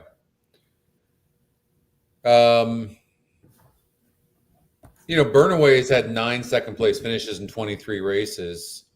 And this horse is moving up in class, and it won easily last time out. And it just really hasn't, it's not done great on the turf. It's just done okay. It looks like synthetic is this horse's deal. And so I'm not sure that I love that. Bedrock Birdie, I mean, the connections just, they've never even, I don't think Gil and D'Angelo have ever, they're 12%. So they're not really all that great. Mm-hmm. I mean, maybe it's just all about the 5 horse. I know you went with Rachel Song. Maybe it's just that simple, but there's just so much speed in this race. I mean, there is a lot of speed in this race. And look, last time out too with this 5, but the horse was drawn on the inside and sent. It did show the ability here to rate. But I mean, look at the money this horse has burned. It has burned a lot of money. So it's you know what I mean? So it's that's just really a tough call. It's 45% to win. It's 45. Yeah, she goes off as a favorite so many times, Scotty. But the last time she's going off of 5.5 to 1. She did show speed at a mile and a 16th and tired late, but now cuts back to a mile. And I mean, if you go back to September 29th of 2024, she did rate a little bit, right? And it came at the end and just missed by a neck with a 3rd place finish. So maybe she will be the one rating the 5. Yeah, I mean, maybe. What about Verifiable? I mean, can Verifiable rate it? I mean, it did 4 back. It was second to, it was 2.5 lengths back on the turf over at Tampa, right? I mean, maybe Verifiable, who has 3 wins. I mean, maybe this one, it's only 5% to win. Maybe that's a horse that we should be looking at. Right, and it'll be interesting to see how the pace scenario develops. Right, we're looking at who's more rateable, the 5 or the 6, and we've seen this scenario before, though. The jocks read the racing form or read the past performances, and they're like, "All right, there's a lot of speed, so I'm going to rate." Another jock says, "I'm going to rate," and then somebody goes wire to wire. So we don't know who is going to be aggressive and say, "I'm going to try to gun," and the otother one is going to say, "I'm going to rate." So it's kind of a guessing game, but I think that I'd have more confidence in Zayas in making a correct decision than the jockey on the 6. I'm going to take a chance with D'Angelo and Gil. This horse probably needed the race last time out. It was against Similar. The win percentage goes up, but I think that this horse is better on the turf. So I'm gonna take a chance here and go with the 7 Bedrock Birdie. Okay. Yeah. So Scotty, I'm locking you in on the 7 Bedrock Birdie, and I am on the chalk here. Rachel's Song, the 5. We're both on D'Angelo horses, so we have something in common in this race. So Yeah. you're on a longer priced D'Angelo horses. Usually what I do, but in this case, I've been beaten by Rachel's Song probably every 4. In her 4 wins, I probably lost all of those races trying to beat her. That's not happening anymore. All right, Hey, we got Delaware Park race number 2 coming up, David. We're both on the 7 Sail Away, who's 3-2 right now. But how about the 6 horse Lord's Lady, the EquinEdge second pick? I mean, this one is getting some action. What do you make of that? Why? I'm looking at this horse, and maybe it's just a horse that on paper looks good, and so that's why it's getting bet. You see that a lot. It is the EquinEdge second pick, though, but I don't know. I mean, I was wrong about the 7 horse at Gulfstream Park race number 1. It's I haven't been handicapping for a week, so maybe we'll see if I'm seeing things good. But I don't personally like the way this horse looks. Yeah, I think the reason they're betting this filly, Scotty, is the win on the muddy track on April 12th. So we've got an off track today. You go back, this Lord Nelson filly seems to like off surfaces, and she was almost 20-1 that day. So maybe it's the surface that woke her up, but I just think Sail Away is a better horse overall based on the company she's faced. So give me Sail Away wire to wire. What's up, Wiz? Wiz is in the house. Yep, and what's up, Mike? Mike was with us, David, as you know, in the NHC sitting at the table. Mike's a fantastic handicapper, and I believe, if I remember correctly, it was his first or second year qualifying. Yes, and Mike, hello, Mike. And Mike also had success at a Santa Anita tournament after we left the Vegas, correct, Mike? And I believe you got an NHC seat already. Yeah, I think he does. You did. I remember. I don't know if did you win or you hit the board. I think so. Yeah, or you're right up there the whole time. Way ahead of me, my friend. All right. So we've got Delaware Park race number 2, and there's like 8 scratches in the race, but leaves us with a field of 6. And we're on the 7 horse Sail Away here in the feeder. Excuse me. We can't show you the race, but I'll turn it up and we'll play it. I think I'm not hating these odds that we're getting on the 7 horse, David. 3-2. Well, we've got probably a minute and a half to post, so I don't know if this is. I would anticipate those odds coming down a bit. But again, there is a question mark. The horse has not. She has not been on the dirt, and now the track condition is now good, but with blinkers on, I just think this horse is getting a clear, easy lead and is going to be really tough to run down. The EquinEdge long shot is 3-2 on the EE morning line and 27% to win, and the EquinEdge long shot, like I was saying, and has the highest SOR. But on paper, the horse does not look well, but there's a lot of things pointing towards this 9 Mishka, a lot. Yeah, you're getting a price. The issue is, you're on a dirt track. 5-1's a decent price. Might be worth, an exacta box for the 7-9 exacta box possibly. Could be. That might pay decent. 5-1 on the 9 right now.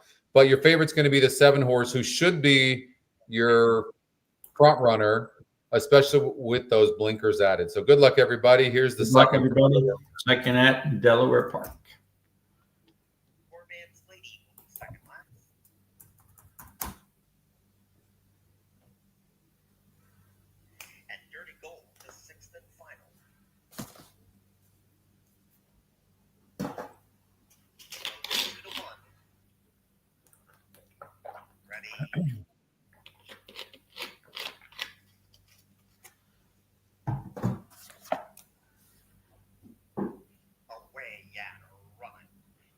Bobbled at the start. Sail Away was the first one to break the line, Wow, Mishka actually bobbled at the start, David, but got bet from 5-1 to 5-2. So I'm assuming. And the 7 went off at 5-2. If I knew the 7 was going off at 5-2, I would. Yeah, that's crazy. That's crazy. All that money went on the 9 horse, all of it. But again, Mishka broke bad. But now she's talking insane. So. I'm assuming the CAWs are the ones that caught the 9 horse and bet it down. You think at Delaware? I do. Oh, of course, they play Delaware. 9 struggling.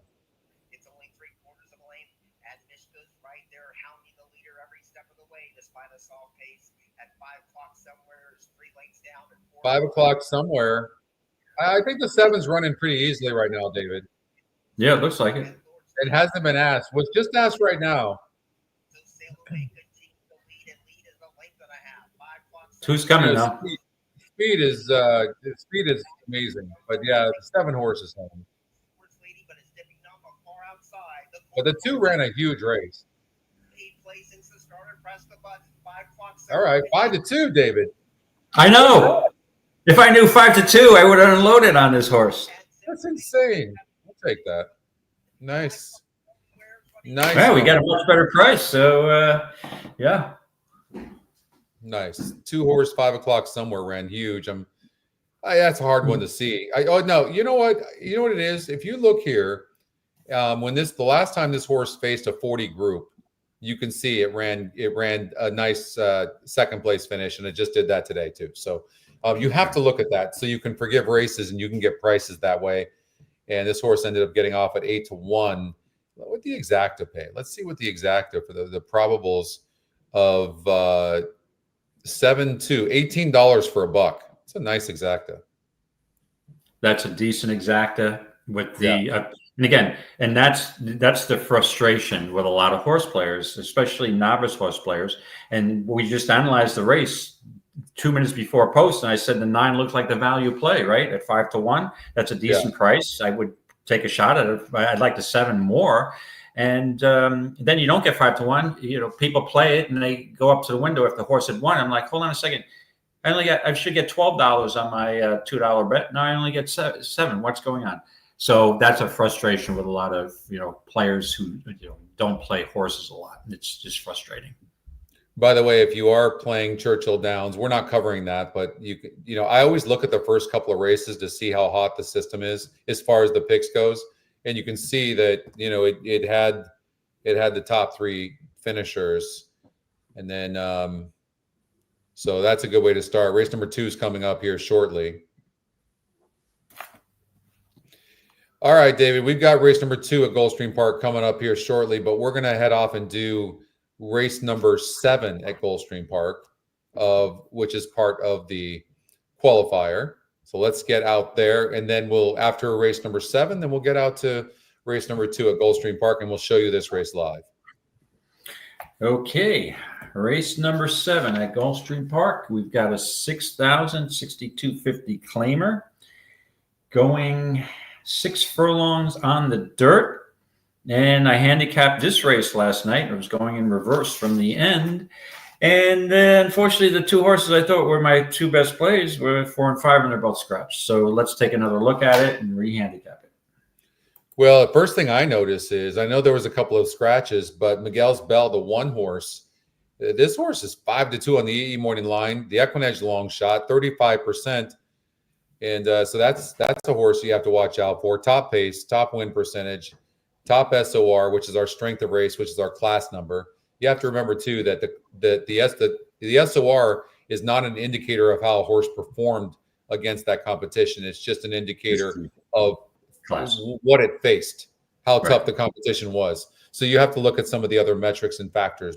But that is a really good factor just to know if a horse has been facing against tougher. And when you sort the SOR here, they've all been facing pretty similar.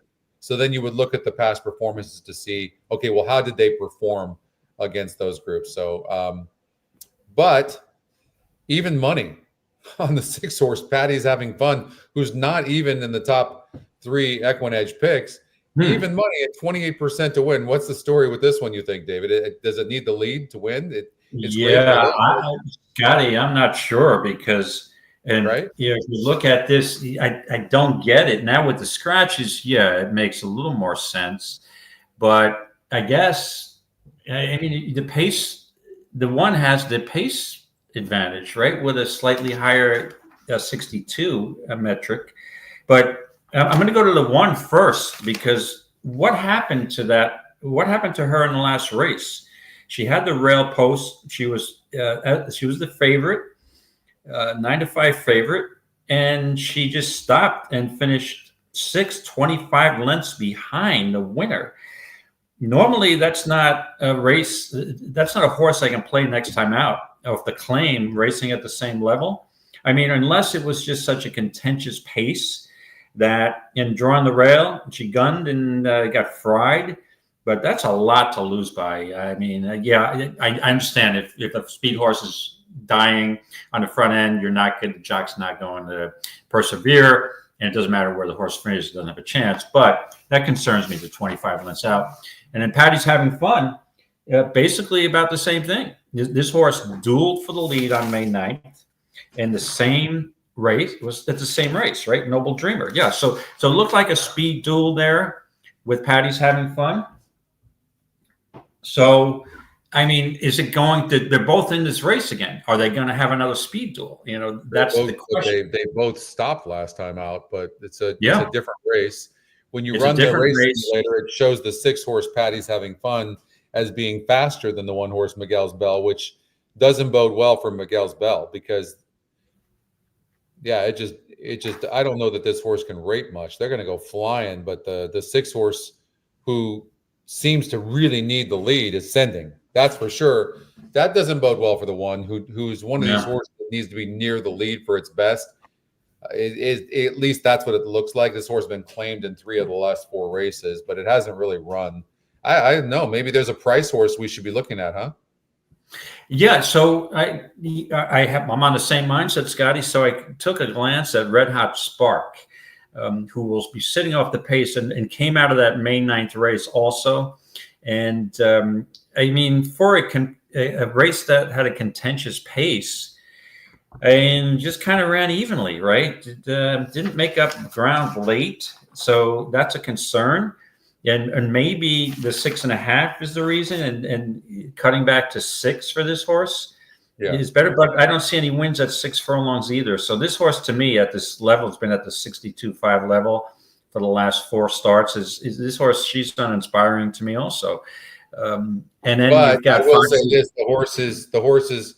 You have to remember too. I mean, to be fair to the horse, that it was only 5%, 3%, 4% in those last races, and so you do have to forgive some of that. And now the horse is 21%. So it is going up in win percentage. What I worry about more is horses that are always have good and high win percentages and losing and being bet. Look at the one time this horse was bet to the favorite 5 back. It won. So I think it's going to get bet today. It's 5-1 EE morning line. The win percentage goes up, and it's EquinEdge's second pick. So just to give you a positive of Red Hot Spark. Yeah, and if you look, Miller is the trainer on both the 1 and the 7. Maybe the issue was, the 1 and was going to get involved and go for the lead and duel with the other horses to set it up for the 7. But in all honesty, Scotty, the 7 didn't respond that well. I mean, for a pace like that. So, I'm not sure. Hold on. But the horse lost by 8 lengths. The 6 lost by 24 lengths, and the 1 lost by almost 26 lengths. Right, but I think that's more of a function of the speed duel, right? So no, for sure, there's no question about it. But that's a lot of lengths. I'm just saying, but here's the thing though. Look, that's race number 7. The 1 was in. They were in race number. Look at the 7 was not that far back. The 7 was only 2 lengths back in the second call and the stretch. So, but lost ground late in that 6.5 furlong race. What do you think with the speed duel? Why would the horse lose ground? Look at the ground the 1 lost. Look at the ground the 1 lost. I know, but that's right. The 7 was not. Well, so you're saying maybe the 7 was a little too close to that pace? What I'm saying is the one was only a length and a half back of the pace, and it got its ass handed to him. The 7 was 2 lengths back, so just a little bit back, a half a length more than the 1, and loses by 8 lengths instead of 25 lengths. Like, I mean, how much better is the 7 than the 1 in my mind? Like, the 7's not the 7 is moving from 4% win in this race to 21%. The 1's going from 26% to 35%. I care less about that. I wouldn't bet the 1 with your money. And the 6 horse would be the dangerous one on the lead. I'm passing on the 1. The 1's going to get no part of anything. In fact, I think the 1 will come in last. But I think the 6 is dangerous to go gate to wire, where, I mean, it dueled last time out and it didn't get the lead. It's going to be tougher on the lead. So I think that it's cutting back in distance. And if you look, even with dueling and not getting the lead, the 6 horse last time out was only 6.5 lengths back at the stretch. So I think the 6 is super, super dangerous going gate to wire. The 6, Patty's having fun. Okay, just to have a friendly, now just to bust your balls, I'm going to use the 1. You said you wouldn't play that horse with my money. Well, I'm playing that horse with my money. Here's the strategy. All right, I think the 1 is going to gun for the lead again. And this time, the 6 is going to rate back, and the 7's not going to challenge. It's the same stable.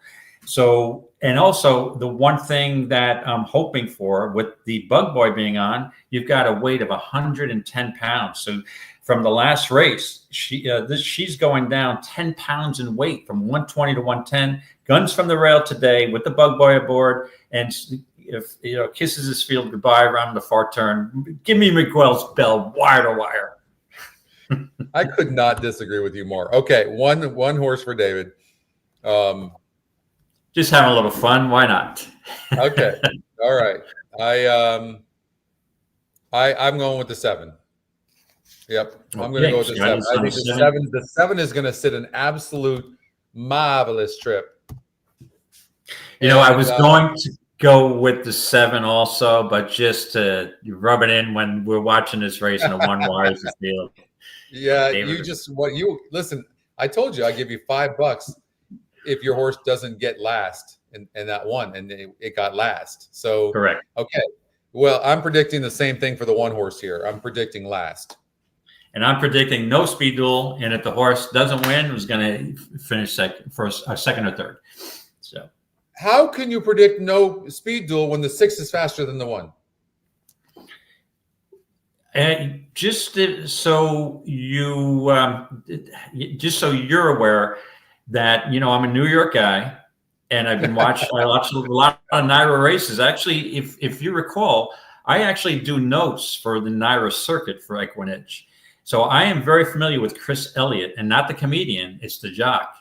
He sometimes can get a little passive going, his aggressiveness. He's already won today. That's okay. I'm just saying, gunning out of the gate, you got a new jock on this horse. And I'm not sure he's going to be that aggressive going for the lead. And I'm sure the Bug Boy from the rail being in that light and Ron Miller, Herbert Miller is going to tell him, hey, gun. And if somebody goes with us, we set it up for the 7. He guns, the 6 rates, and the 1 goes wire to wire. All right. Going in gate. Okay. Thanks, Patrick. Gate 2. Let's get Gulfstream Park race number 2. All right, I'm on the 7. You're on the 2. Let's get out there. There they go. I'm the 11. In the middle, it's Alithia, who was away quickly and reaches out for the early advantage. Vanessa's Wish Centaur moving up on the outside. Done Dirt Cheap is on the move. On the far outside and trying to get over. That's Derby Time D. I like in the run to the far turn. Well. Our Winds Aren't Luck. The favorite is actually last of all now. Our Winds Aren't Luck is way at the back as they speed around the far turn. 11's running 3 wide speed from Derby Time D to take the lead 3 parts of a length. Adjust My Halo is now second. David? Up to the outside. Plum Irish just rallied into third. Bell of the South leads racing room between horses. That's all for retreating Alithia. Getting started Vanessa's Wish. Our Winds Aren't Luck just did not fire. Turns for home way back as they straighten for the drive. Oh, you know what? It's Vanessa's and Derby Time D trying to repel the challenge from Plum Irish up outside. Not Plum changing Irish leads, tries to though. reach Derby Time D. 9 Derby is not Time changing D leads, but it's digging not gonna in here. matter. Derby Time D Good on the call. board at 9 to 1. Starter Is a second race winner. coming Plum in Irish from second. Tampa. Vanessa's Wish Nice ran call, third. Cody. And Hey, fourth. me and Patrick with the Possibility, exacta, right? 57 and 1. Yeah. 14 to 1 and 9 to 1. Nice. I didn't play it, but I should have. Patrick liked the 9, and then nice going, Patrick. And then somebody else liked the 9 as well. Boom. Good call, Patrick. Yeah, you guys made a really nice call. It might have been Eric. I hope you used my 9 in the exacta. I should have used it. I did not play the race. That is huge. What a great call.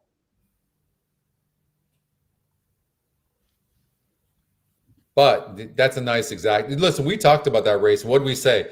If the top 3 finishers were the longest shots on the board, we wouldn't be surprised. Correct. Yeah.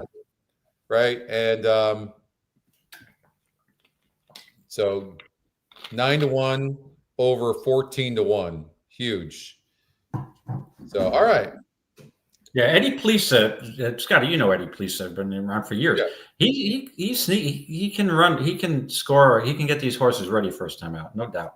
Yeah. All right, let's get back to.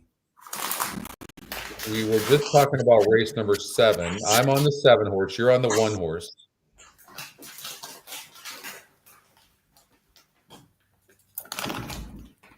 You know what I just noticed? Oh, no, but there was 2 scratches, so they must have been big favorites. So, okay. Yeah, I'm on the 7, Red Hot Spark. I'm only going on, I was riding your coattails, and then all of a sudden you backed off. I actually put you down for the 7 horse. Instead, you go for Miguel's Bell. I think you're missing the point of the contest. You're actually supposed to find winners, not the horse that's going to come in last. But who am I? Well, no, you sparked my interest when you said you wouldn't bet the 1 with my money. So now you don't have to worry about betting the 1 with my money because I'm betting the 1 with my money. So yeah, fair enough. All right. Gulfstream Park race number 8. And then I think we got Delaware coming up in 10 minutes. Oh, no, but that doesn't factor. It's race number 4. So, all right. So let's go to Gulfstream Park race number 8. All right. 2 scratches of the 4 and the 5. And by the way, that's the good part about the EquinEdge site as well, too, is the adjusted EE morning lines. Obviously, yes. You know what I mean? You're able to get that adjustment, and I think that's important. Absolutely. Now we have, hold on a second. Why is that scratch not coming up? Scotty, you have the 4 and the 5 also out of the 8th race, right? Yes. Back them up and Loyal come on. Yep. Okay, good. Now, again, I was going to go back to back. I was going to pick 2 Eddie Plisa horses today, but unfortunately they scratched the 4. So the 8th race is a 6 furlong sprint, 25 claimer, non-wins 2 lifetime on the dirt. Now my favorite surface at the Gulfstream meet. And race simulator, I'm looking at, we've got 2 horses that are, very close in pace metric here. The 3 Captain Cajun and the 2 Top Maverick. So the question is, Scotty, are they going to get into a speed duel here? 2 needs the lead. Like absolutely needs the lead. And so does the 3. So my prediction is yes, they are going to get into a speed duel, and which is going to set this race up for a horse like the 7 horse, the 6 horse. But the 2 and 3 both need the lead. I see them. I see them stopping. And the 7 horse is interesting to me because when you look at this horse on paper, does it look like a 6 to 5 shot to you? Not at all. Exactly. Yet it's 6 to 5 on the EE morning line. I'm like, why? So sometimes we don't see what it's seeing, but considering the speed in this race, I do think the 7's the horse to beat.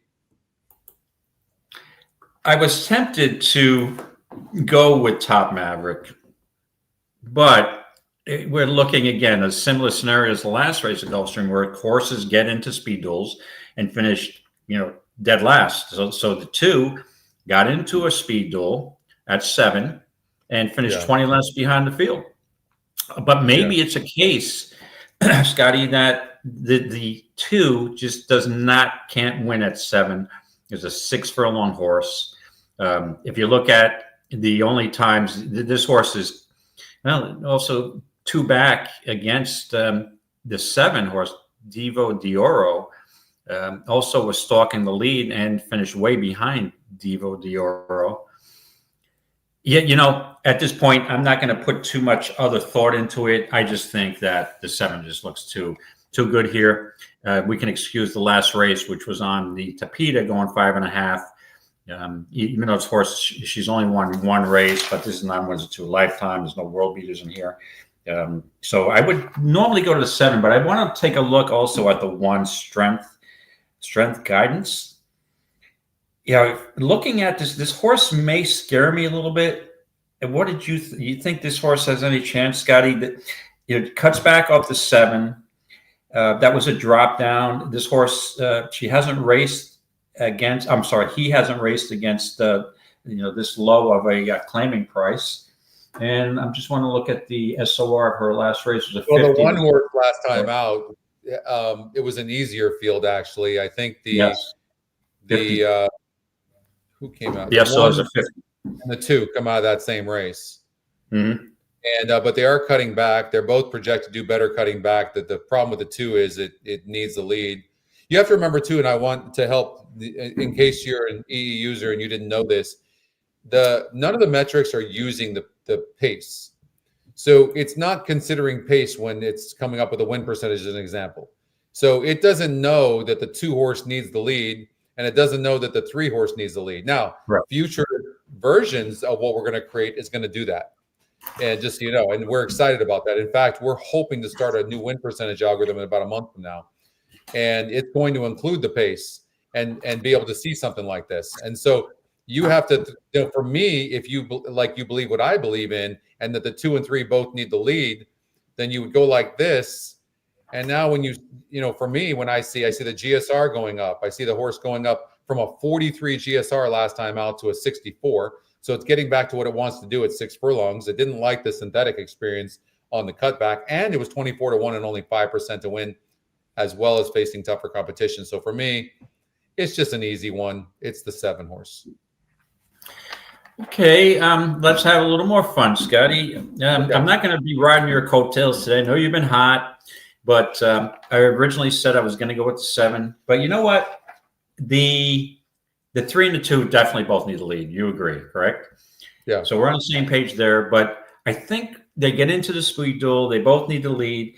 And if I look at the pace metric, the 1 and the 7, the 1's got a 42, the 7's got a 46. So the 1 shouldn't be too far off. With that post, the 1 will be saving some ground. Picks up Edwin Gonzalez. And where does Zayas go? Zayas was originally going to run with the Pleaser runner, but Pleaser scratch. That was the scratch. So I have a feeling this 1's going to run well. So give me the 1. If I had 2 tickets, I use the 7 on there. I'm just looking for a little value because handicapping in advance, I'm going to be pretty chalky, which is normally out of character for me later, especially at Santa Anita. So give me a little bit of a price here with the 1 strength guidance from the rail. Antonio, let me tell you, I think the 1 horse is a good play, and I'll tell you why. I can't make sense of it, but the win percentage goes from 5% to 15, and the horse went off at 19-1 last time out. Almost it's 4-1 on the EE morning line. Like why? Why are these 2 things? Now I would have preferred to see this as the EE long shot. It chose the 6 horse instead, but it's got a higher win percentage than the 6 horse. So I think the 1 horse, if this race falls apart, I think the 1 horse is a great play, personally. The 1 horse looks sneaky to me because if you look back too, since the horse he broke his maiden back on November 10th, the 2 next races he's facing SOR groups of 68 and 70. This is a 54. Yeah. Now. Again, the next race was a 50, and the last 2 races actually were 50, but moves up from a 5% win to a 15% win. So it looks a little sneaky here. All you have to do is just be a bit sneaky with me, and I'm in. So give me the 1. And the 7 is a logical play if you have 2 tickets. 1-7. Yep. Makes sense. All right. we will go on to, let's see here. And oldie likes the King of Memphis, Lawler. So Dave is going with a 1. I'm going to go with the 7. Let's see here.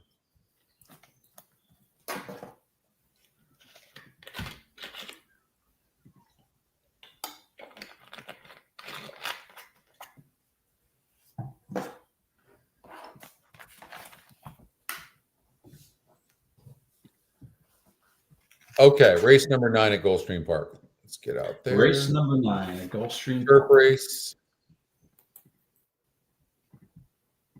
We've got a turf event going in 8.5 furlongs for fillies 3 years old. It's restricted to 3-year-old fillies. Okay. Now let's look at the pace metric. I looked, it doesn't seem to be a ton of pace in this race. And I am probably not spending a lot of time here, Scotty. And the interesting thing is there's no love on the top 3 picks for a horse that I really like here. Who do you like? And that's 6 Bubbles Up. Okay. First time Lasix off the layoff. But I want to check the stat on D'Angelo. Off a layoff. 14%. 14%. He's a 15% trainer, 14% off a low. Maybe she'll need a race, but to me, she is going to have the lead, right? And that's going to be very dangerous here because I don't see a lot of other pace. The 3's the highest pace metric. Yeah. I'm not in love with that horse. If you look at the Scotty top pick, Smooth Claret, got a little positional speed. Yeah, the horse makes sense. Hey, listen, D'Angelo's got a lot of entries today. He may have a big day here. And then I always will take a look, and any Safi horse, right? So Safi's got a horse in here, the 1, Lose Control, a gun runner, started first time out on turf at a maiden special weight. We're looking at an SOR of 50, drops down slightly to a 46 group today. Blinkers on, had the 10 post last time out, now draws the rail. And I have a feeling that this is Tammy Bobo. I don't know if Safi trains a lot for Tammy. Tammy's usually using, she's got another horse. What's the trainer she uses? But my point is, I will never leave a Safi horse without looking, even though I think the 6 is likely a wire-to-wire, good chance to win. First time light, bless you, for Chris Elliott. Let me give it a shot here with the 1, Lose Control. Improvement in post. Safi's always dangerous. Blinkers on. Now, granted, she didn't lift a hoof at all in that race. But I'll always give, like I keep repeating myself, I'll always give a horse 1 race, especially a debut race. So, Yep, give me the 1, Lose Control. And the 7, I'm sorry, the 6 would be my second pick if I had to. Did you look at the 7-horse Moonscape at all? This is an interesting horse. Second off the layoff, it got second, and this horse is likely to run a good race. I agree with you. I did take a long look, especially when I saw a 15-1 morning line. Yeah. I mean, but how do we equate a maiden 25 at Tampa to the 35 here? And so we're going to look up the SOR. If you look at the SORs, if you look at the SOR. Yeah, so I look at the SOR; they're both 46. Michelle Hemingway is a solid trainer. Yeah, no, Scotty, this horse has a shot. I would think I may prefer this if I was going to use a horse. Especially if playing horizontals, I think I'd prefer to use the 7 over the 8. Yeah, I think the 7 is sneaky here also. I also think the 2 horses is one that has to be carefully looked at. Anna Capri. This one is 9 right. This is 9-2 on the EE Moore line, 6-1. But that doesn't scare me because there's so many good horses in here. I think we probably have that right. But I do think this horse is a major player in this race and is facing similar. Didn't run bad races last time out. third place finish, but there was 10 horses in that race, and then had some trouble, saved some ground. And I worry a little bit as far as this horse breaking, but Zayas does jump aboard. I like that Zayas is aboard. And I think this one is a major player as well. It's 21% in a really wide open race. What do you think? Scotty, and I mentioned Tammy Bobo. She's actually the owner of the two, and I should have picked that up right away. So she normally uses Antonio Sano, right? So It's interesting that she's got a horse with Safi, and Miguel Vasquez is on that horse. Zayas is probably there. Yeah. I don't think I've seen that before, so that's a little sneaky also. So I think the 2 is live also. So, but I'm going to up with the other Tammy Bobo horse. Hey, Wiz, just quickly, I'm not going to be able to go to Saratoga next week as my grandson they're throwing a huge birthday party on the 7th for my grandson. His birthday's on the 5th. So unfortunately, obviously, I will be at the party and not at the Belmont. All right. Let's see here. I'm struggling in this race, David. Yeah, no, this is a head scratcher. This really is like Smooth Claret. Like, I think it would be easy just to go with a horse like this. It was on the synthetic the last couple of times. The GSR goes up a little bit. The win percentage is about the same, up a little bit. It did face a lot of horses last time out. 2 races back, it didn't really show anything. And so I can see why they're dropping this horse. They're probably frustrated with this horse. It was on the turf, but it was on the turf against much better. And D'Angelo takes over. D'Angelo's 18%. Like, maybe this is the one. Maybe we shouldn't be looking any further. Then you look at the 8 horse. I always shy away from horses like this personally. Like, this horse got second against this level last time out, but I don't know. There was a big drop last time out, and the horse didn't win the race. So right. For me, you know what I mean? Like, but I will tell you, I think Scotty the 8th is definitely worth considering. Don't you think? Yeah, no, I mean, worth considering. Yeah, I think so. And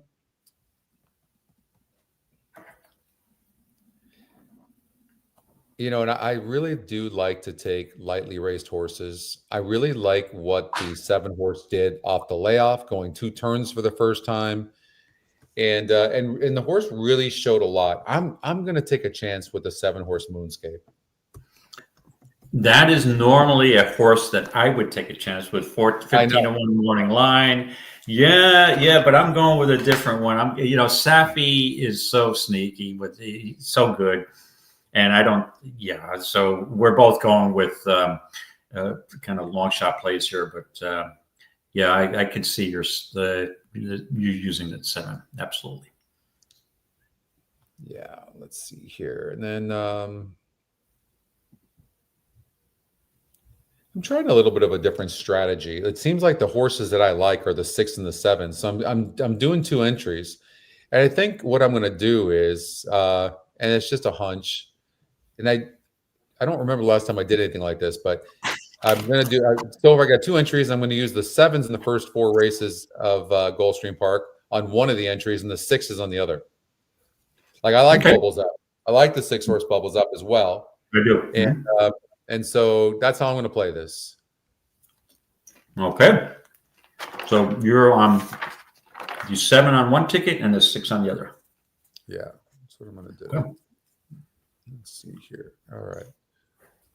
And then. Okay. Now let's get out to. Now it's the rest of Santa Anita 4, 5, 6, 7, 8, and 9. Mm-hmm. All right, going to the West Coast, a place that Scotty normally excels, being a West Coast guy yourself. Yeah, now an East Coast guy. I'm in the West Coast. I'm on the West Coast right now. Race number 2 at Churchill Downs. The EquinEdge second pick won that race. Just curious. Sloppy track. So this is pretty neat, right? It was a first-time starter. And I love, look at, we're already showing the race. That's pretty, I don't think anybody else does that. You see that? That's fantastic. The race wanted to go official just a few minutes ago. Yeah, and look how fast we have that up. Now the odds haven't populated yet of what the horse went off at, but you can see that it went off at, it went off at probably 9-5. So it went off as the favorite, the EquinEdge second pick. So pretty neat. And you can see the one horse, EquinEdge really liked that one horse. It was a first time starter, and it got third. But the rail can be very, very difficult place to be. Absolutely, Scotty. I'll be back in about 2 minutes. Take your time.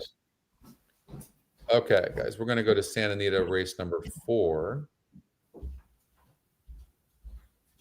Thanks for being with us today.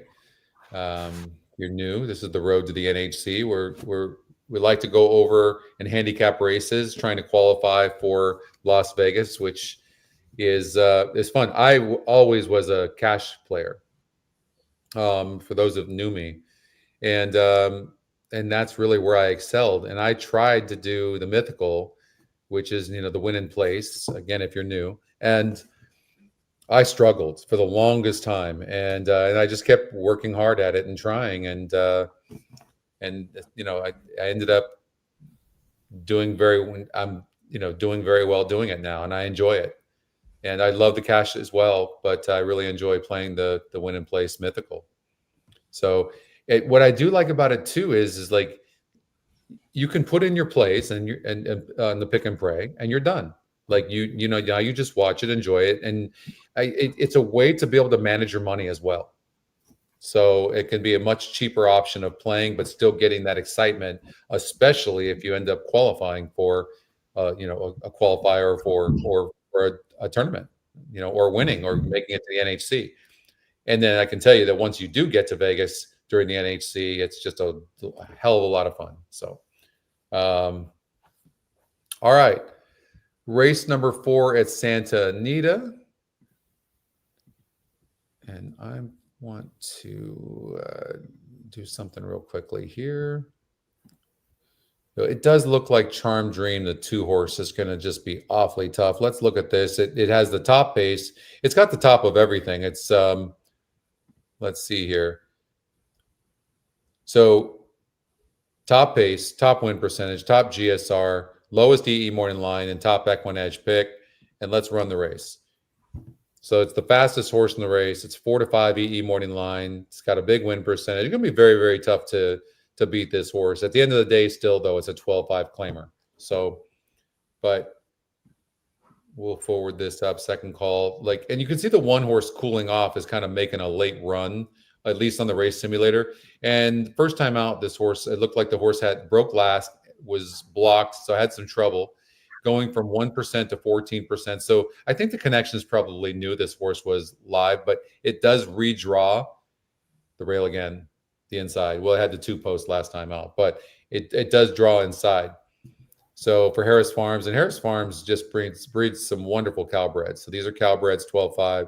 And, but the 1 does draw inside. It didn't break good first time out. 2 is going to have a big, a big advantage on the lead. It did draw the 10 hole last time out, and it couldn't get the lead. This time it's going to get the lead. It did get the lead, though, 2 back. And it's been 6 furlongs in all 4 races, and it stopped. And maybe that should be something we should concern ourselves with. But what you want to do is look at the main competition, and then maybe Go Cami O would be one of them. But this horse has burned a lot of money as well. Well, that's not fair to say it's burned money because it hasn't really been the favorite. It did jump on the dirt last time out. I just think if this is some of the main competition, then the 2 horse looks likely to go gate to wire. I like to find lightly raced horses that can improve second time out. And maybe it could be a horse like the 4. I don't think so. The first time starter, the EquinEdge long shot's the 1. It didn't choose the 5, Oscar Knight. I think that says a lot, although Hector Palma is 12% with first time starters. The works seem very, very slow. Although I will say this, and this is interesting, and that is 26 of 52 is okay, but 9 of 51, 22 of 69, 24 of 79, 15 of 52. there is some indication maybe that this horse can run. Gets 115 pounds. So they might be sneaky here, but the jockey trainer combination is 0 for 8. David, I don't know. What do you think about this fourth race here? Yeah, I looked at this earlier this morning, Scotty, and I am pretty much. There's two horses that I had interest in here. It's the 2 Charm Dream with the advantage, the pace metric advantage, should be on the lead. This then cuts back to 5.5. And the other horse that I thought I had a little bit of interest in, but I'm not totally sold on as a long shot. It's 8-1 morning line, Cooling Off, the 1 horse. What kind of sparked my interest is the EE morning line is 4-1 off an 8-1 track morning line. I'm not too familiar with the sire though, Conquest Fahrenheit, but draws the rail, cuts back to 5.5, steps slow out of the gate last time out. Maybe this horse can improve and run better here. There's obviously a 12-5 claimer. There's no world beaters in here. So and again, I keep repeating that I'll give every horse one chance over the track, and even a bad race. Lasix on first time and just raced on May 2nd. So I think I'm going to take a shot with the 1 Cooling Off, Scotty. And if I had 2 tickets, the 2 would be on it. So Charm Dream, Cooling Off, and Charm Dream. Okay. I have to go with the 2. And you made a good point. I actually missed that. The horse is also cutting back in distance, and that's gets the lead, cuts back in distance. Seems to be the class. Yeah, the horse looks too good. So so Go Cami O is interesting a little bit. It does draw outside. It showed some speed. It cuts back in distance. The GSR does drop though. So, and it's been running on the turf. And then look, and you see this a lot too, by the way, too. You see horses get bet that are running exclusively on the turf and then go to the dirt and drop in class and they don't run a lick. Mm-hmm. I don't think this horse has really not done much. I don't think this horse is much. And, so, maybe second time on the dirt, we'll see this horse improve. I will say this, the April 28th, well, no, that was prior to the last race. Dan put that Period Fresh and Ready handled the track with ease. And so, I don't know what happened last time out, but, maybe it's going to be coming on. I think at 5.5 furlongs, the 2 should have enough to be able to hold on. Okay, now I'm going to go with the 1. Give him one more chance. Yep. Yeah, I don't blame you. All right, we're getting close to post time, Scotty, of the 3rd at Gulfstream. Yep. Yeah, I'm going to go with the 2 horse on both of my tickets. And the 1 would be my other selection if I with a good break. The 1 could definitely win the race. And I'm just basically on the same page. I'm using the 1, and 2 would be on my second ticket. Okay. Let's see here.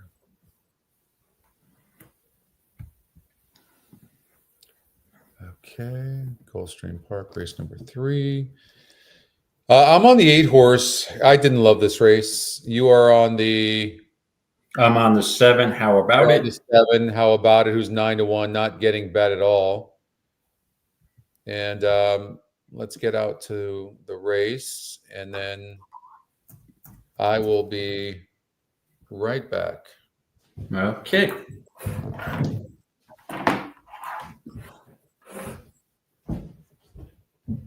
Approaching the starting gate. Just a minute now. Okay, 3rd race at Gulfstream. We're less than a minute to post. And the 2, Replevin, is the 7-5 favorite.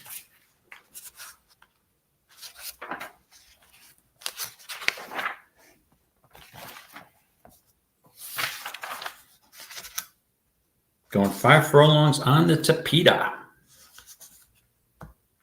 And I'm on the 7 horse here. How about it?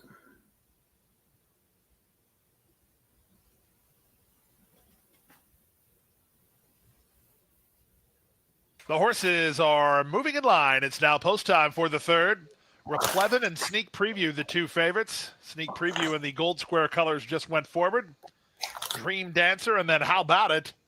On the outside, Woods Point, third choice at 5-2, will complete the line.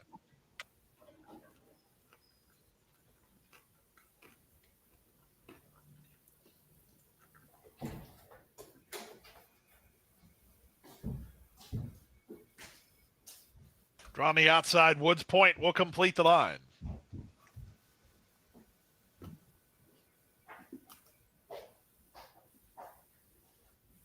Woods Point just about ready.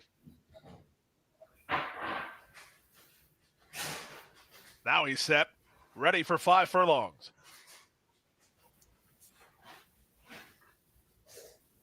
And they're off. Step slow to break, Dream Dancer.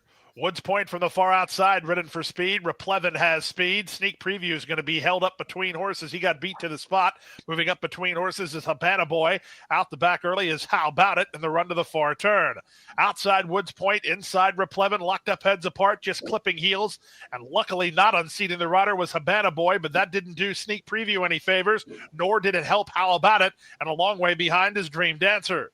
They run to the top of the stretch, and on the outside, it's Woods Point. Toward the inside, Replevin. They're still locked up heads apart.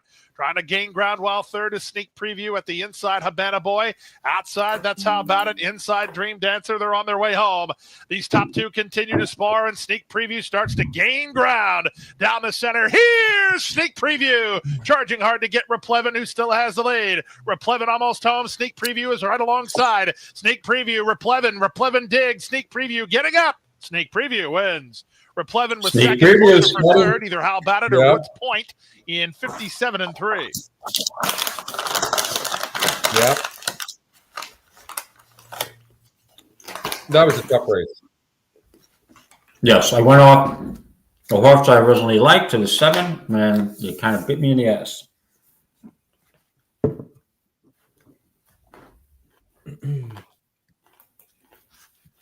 All right. Sandy to 4.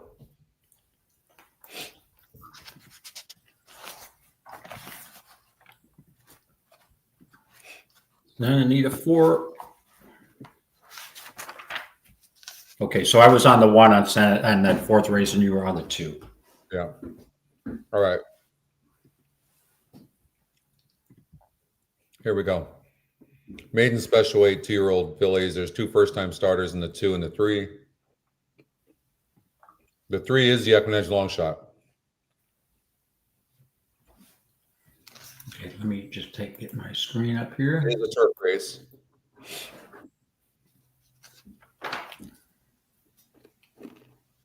Yep, I'm on the wrong race. I'm on Sanity to 6th. I got to go back to the 5th. Okay, Sanity to 5th. We've got 5 furlongs on the turf. No scratches. And these are for 2-year-old fillies. Always an interesting race. Usually I'm an observer in these type of races, but let's tackle it for the contest. Got the top Scotty pick as Velvet Dream, who is also, she is the top, has the top pace metric, 17% win second highest win percentage. Then we've got the 2. Got the Ring, who's 26%, and interestingly, not one of the top 3 Scotty picks. Yeah. So I am going to probably always struggle with a race like this. I think the 6 Cara Rose, I mean, is out of Caravaggio for the second 4.5, now stretches out to 5. And so there's maybe nothing wrong with her. This is just a wide open race to 5 for Mike McCarthy. Again, comes out of another 4.5 furlong race. And looks like this horse could be live tier 2. This is a tough race. How do you see this race, Scotty? I'm leaning towards the first-time starter, Got the Ring. Mm-hmm. And yeah. Peter Miller with first-timers is... He is... 7%, normally a 16% trainer. That would lead me to possibly avoid that horse. But if you look at the works are solid.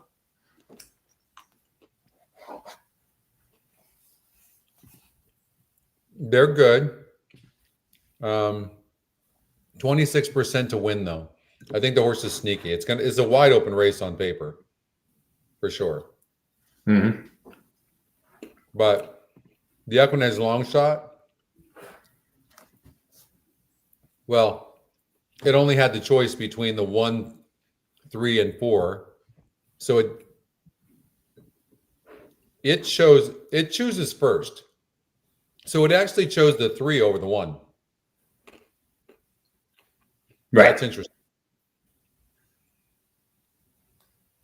So this one is super sneaky. Simon Callahan's 15% with first-time starts. I just got to believe this 2 horses live.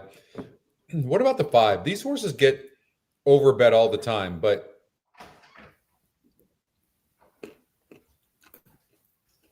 yeah, Mike McCarthy. Hey, Scotty, off his second place finish in going 4.5, and at bet down to 2-1 in the first race. Yeah, it's 6-5, and the interesting thing is 6-5 morning line, and this is Scotty's second pick, and they're going with Velvet Dream, the 1 who finished 3rd. Yeah, this is like I said, these 2-year-old maiden races kind of puzzle me, but I guess you got to land somewhere, and I'm going to land on the 6 Cara Rose. Decent second last time out. I see a little bit of a trouble line, lost path, so maybe she'll improve a little bit off the debut race, but I think the 5 is also very live, so it would be either 6 or 5 to me. For the contest, I'll use the 6, and if I had a second ticket, I'd use the 5. I'm going to take a chance with the EquinEdge long shot. Okay, so Scotty is going with the EE long shot, which is the 3, Jasmina. I thought you were originally going to settle on the 2 here. Got the ring. Yeah. It's hard for me to get past the win percentage of Peter Miller with first-time starters, but right. But he's very sneaky. You know that. I know that.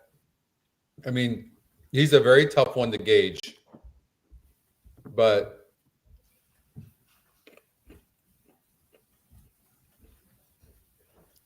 these workouts are very sneaky.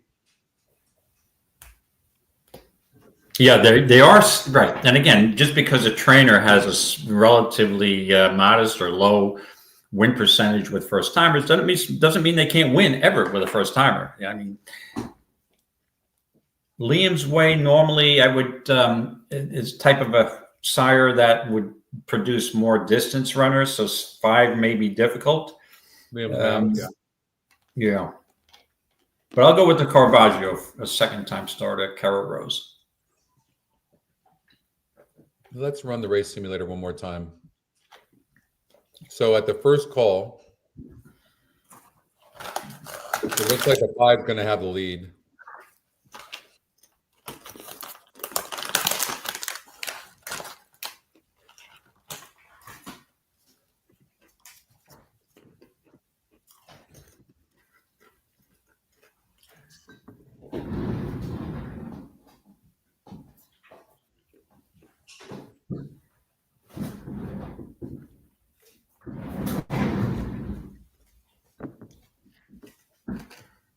Let's look at the 3 horses workouts. Okay. They look slow.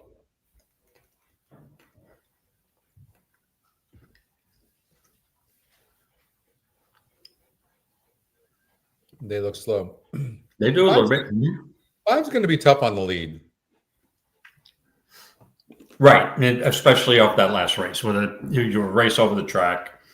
Broke last from the rail. And the 6 is a closer, so I'm taking a chance there's going to be somebody pressing this 5 horse.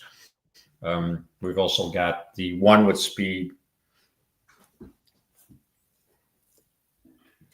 Yeah, I think with me, Scotty, these Caravaggio horses have been running well, so I'm leaning towards that horse, her improving over that second place finish. I'm going to use a 2-on-1 ticket and the 3 on the other.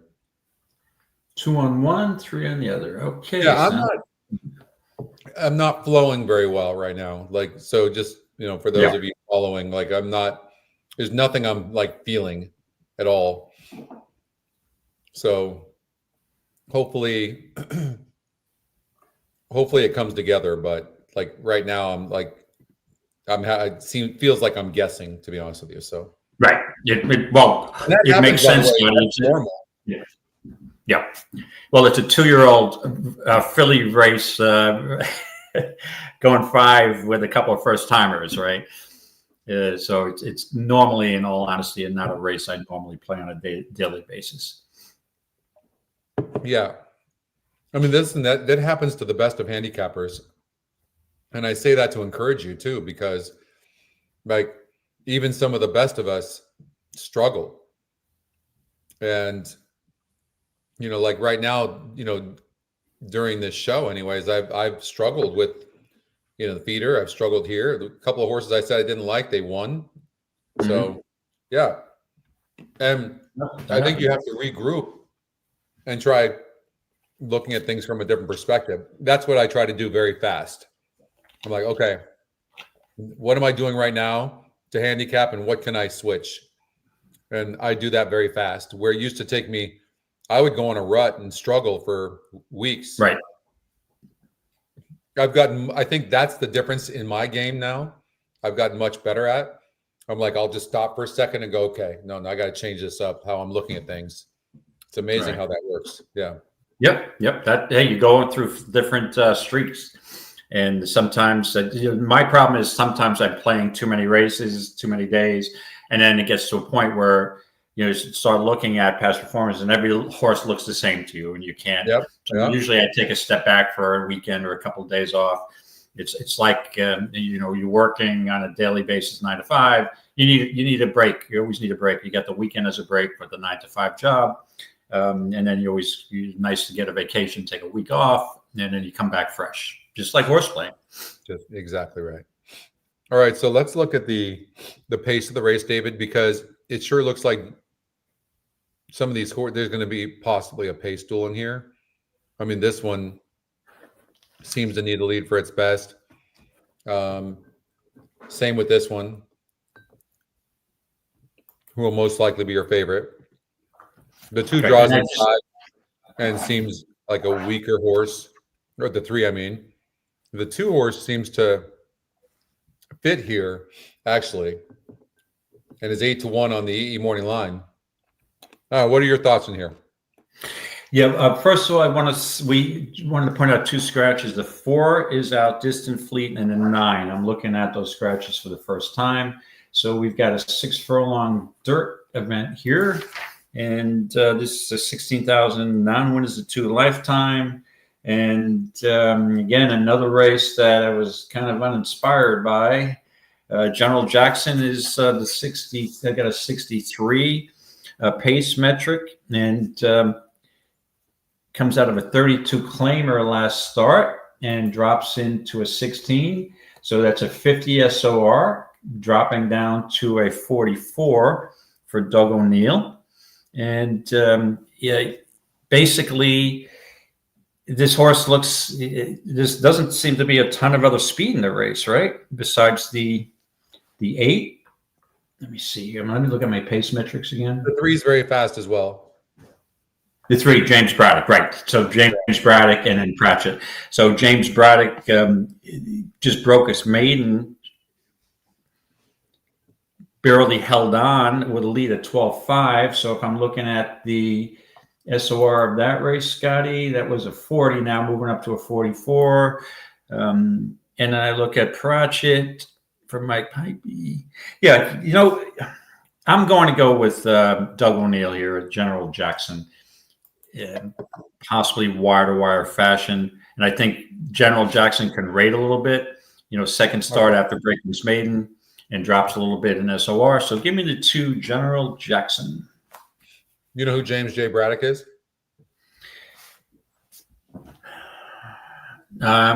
Yeah, I do, but I'm having a senior moment. I'm going to probably embarrass myself. You get a chance to watch the movie. I think it's called Cadillac Man. And oh yeah, absolutely, yes, yep. he was the heavyweight champion. He beat Max Baer, who was if I remember correctly, it's a great movie. It was during Depression, and and he was like a big big hope for people that didn't seem to have any hope at the time. Like, it's a very inspiring movie. Yeah. Right. And Russell Crowe played. Crowe. Yeah. Yeah. I know Oldie would have known that instantly, obviously. But yes. So, all right, let's see here. All right, you're on the 2, huh? General Jackson. Yeah. Second startup was breaking its maiden 32. Was at a 32 level last time out. That was a higher SOR. Drops back below the level of the maiden, and it's actually it's the same SOR, the 44 SOR, as the field that he broke his maiden against on April 4th. So yeah, I think this horse with the drop in class and SOR will improve here. One of the things that I look for is I run the race simulator at the first call, and look how close the 2 is to the lead, but yet look at it 2 races back when it broke its maiden. It doesn't need the lead. And I love that. And then horses don't win very often, as first time against winners. And that was a $32,000 group. So because it was such an impressive maiden win, probably Doug felt like this horse was doing very good and liked the horse, so he wouldn't have put it in for 32. And you can see that was a much tougher field. So if you throw that out, and that wasn't a terrible effort, and now on this drop and doesn't need the lead but could have it, I think the 2 is a very viable play. Cupid's Crusader, there is some speed in here between the 2, 3, and 8. And so Cupid's Crusader could run good. And this is a drop. This is a drop as well. Like, it's been racing in some restricted races, but look, that was a 48 SOR the last couple of races. It's going up in win percentage. It got 3rd last time out. Again, that was against a tougher group. So it is dropping in class here. And and it's the top EquinEdge pick as well, and 35%. So this is a very interesting horse as well. Nobody really has a low EE morning line other than the 8. But man, I don't know. There's something about this 8 I don't love. I know it's going to get a good trip from the outside post for sure, but do you love Pratchett? No. I mean, does the horse have a chance to win? Yes, but I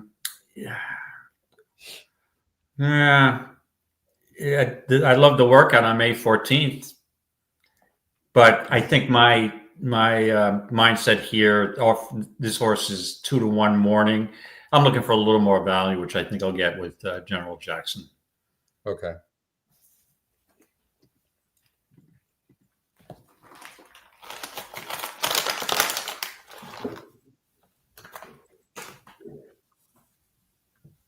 All right. I'm going to go with the 6 horse Cupid's Crusader. Okay. Scotty, I'm locking you in on the 6 Cupid's Crusader, easy for me to say. And I'm locked in on the 2 General Jackson. We've got about 4 minutes to post to Delaware race 4. So you want to do one more at Santa Anita, or you want to? Yep. Let's do one more. We'll do race number 7. Okay.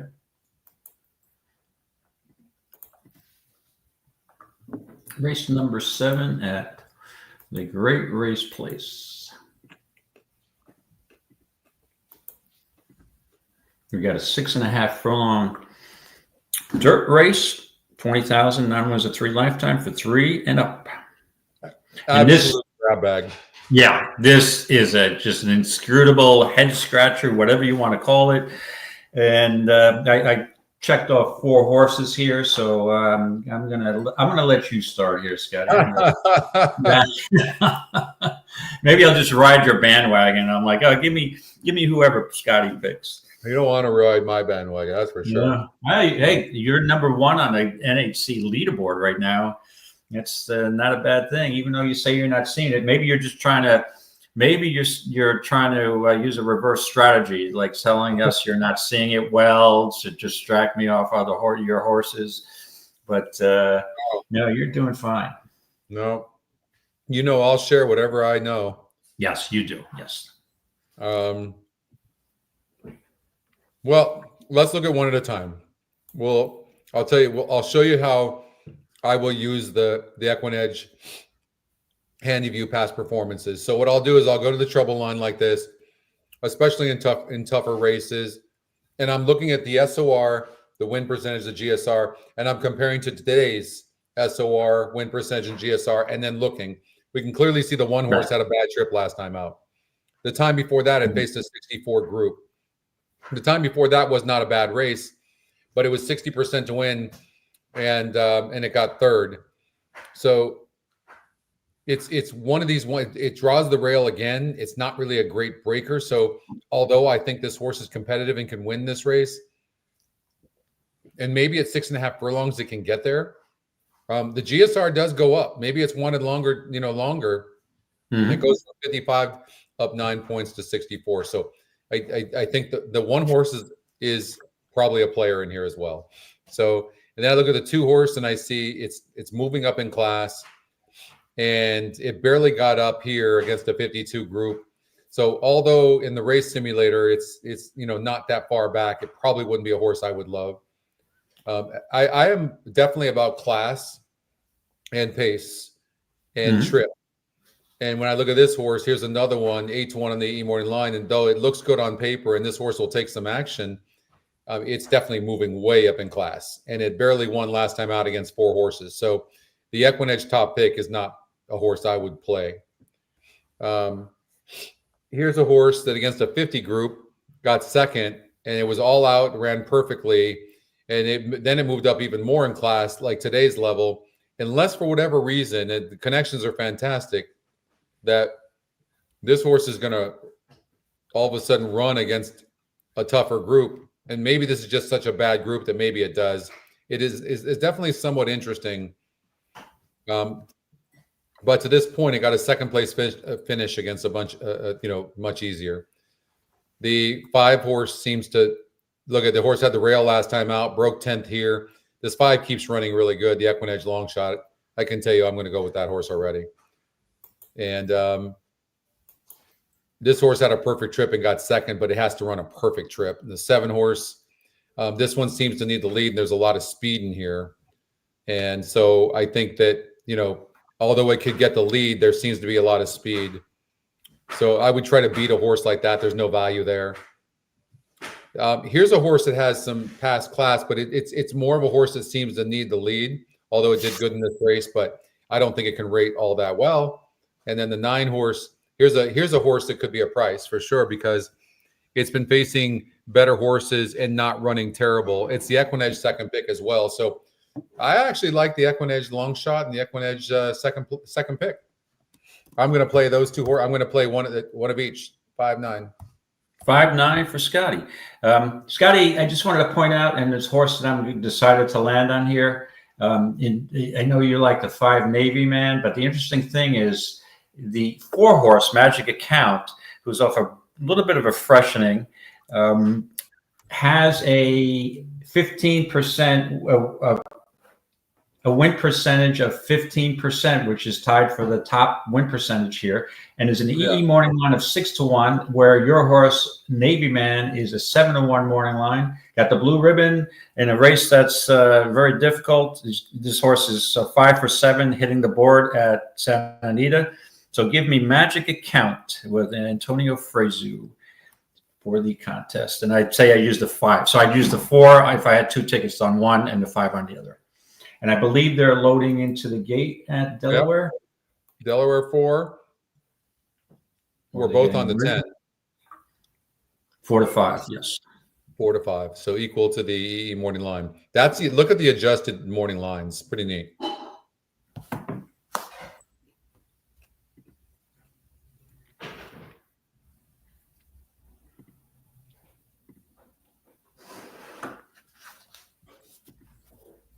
So I will give you my best Trevor Denman, okay? And actually, for those of you who haven't heard it, Scotty does a pretty good rendition or impression of Trevor Denman. Right? We do.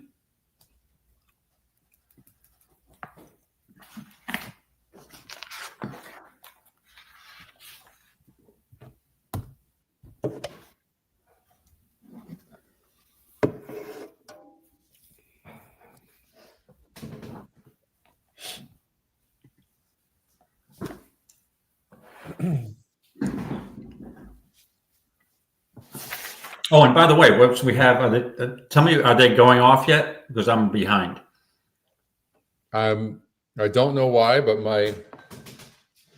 my screen is not loading. Here, let's see here if I can get it up. Okay. Well, Okay, they're going in the gate. Yeah. I got it. Okay, good. All right. So they're going in the gate right now. The 10 is 3-5, so it's the 3 to overwhelming 5. favorite. Yep. 3 to 5. Whoa.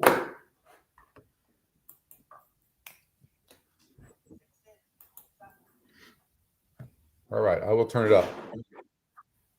10 broke fine. Yes. Kind of wide, but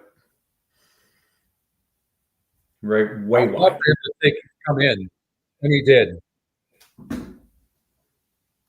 No, he still went 4 wide. Yeah, he's kind of wide and pretty far back. And we saw Speed earlier go wire to wire, so he may be in a compromised position here. Yeah, the 10 horse is about 5 lengths back right now in 5th place. Right now, Not My First Rodeo is on the lead with 23-3. 5 horse Gandero, 21-1 is pressing. And sitting back in third is Street Rockin', actually moving nicely. And the 10 in between horses now, your big favorite, is moving up. But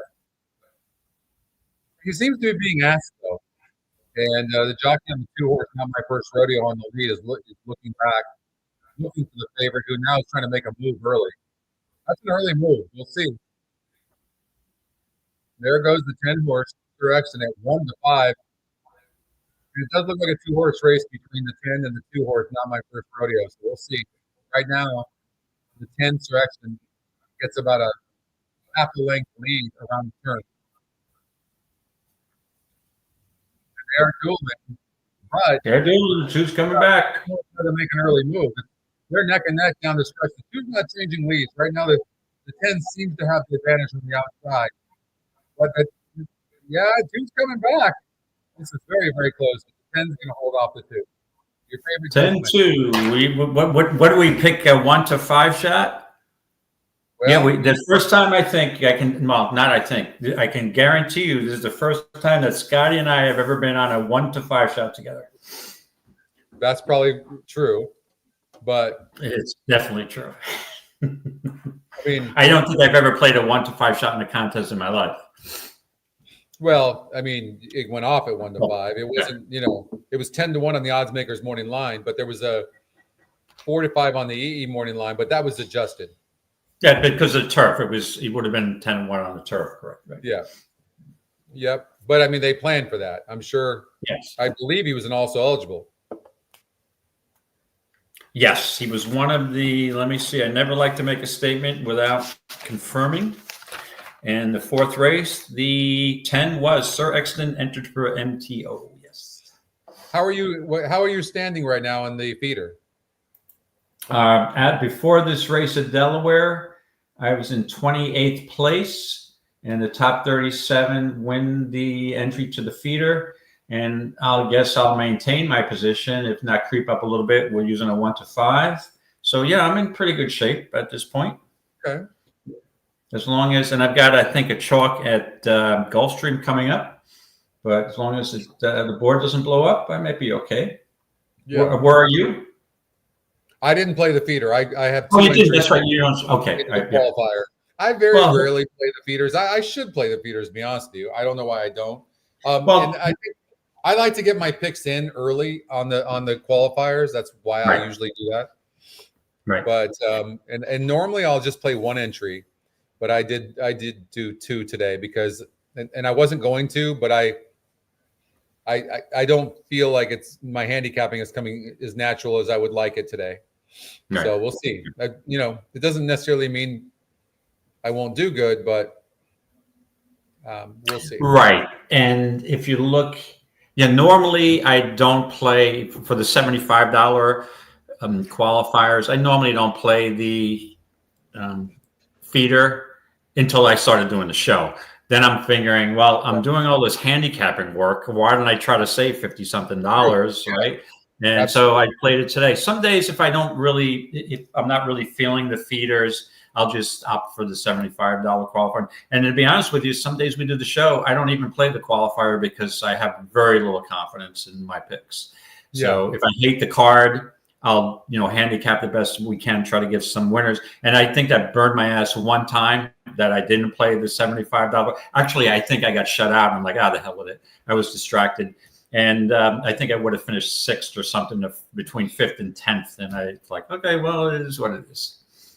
So Defended's going to be sitting a nice trip off the 4-horse. Motown Micah, who you didn't love that much. I considered making Motown Micah my top pick. I since changed my mind and went with the 3-horse Noble Dreamer. But Defended looks like she will get a good trip though from this post, because the 6-horse doesn't have any speed. Right. But Defended looked really tough. Enrique Torres, who I've never heard of.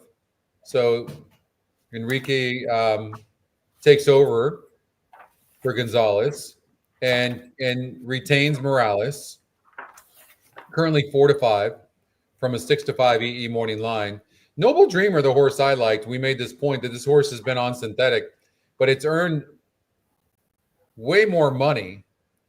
It's earned more money in 6 tries on the dirt, David, than it has in 22 tries on the synthetic. So I think this horse has wanted dirt all along. They put the horse on dirt and it just romps and for a 6-2-5 claimer. And now all of a sudden the horse ends up for 12-5. Of course, I think the connections have a lot of confidence in this horse. So that being said, the 5 is a legitimate player in here. And but I do think Noble Dreamer, the 3-horse, is as well. I agree. Noble Dreamer is a big player. So just an update after the 4th race at Delaware. I am in 26th place with 33.50. Second choice from the rail. 37 Noble is Dreamer, 25.40. The long shot of the field is Amy the Butcher. So I got a chance. Good luck, everybody. They're loading into 4th at Gulfstream Park.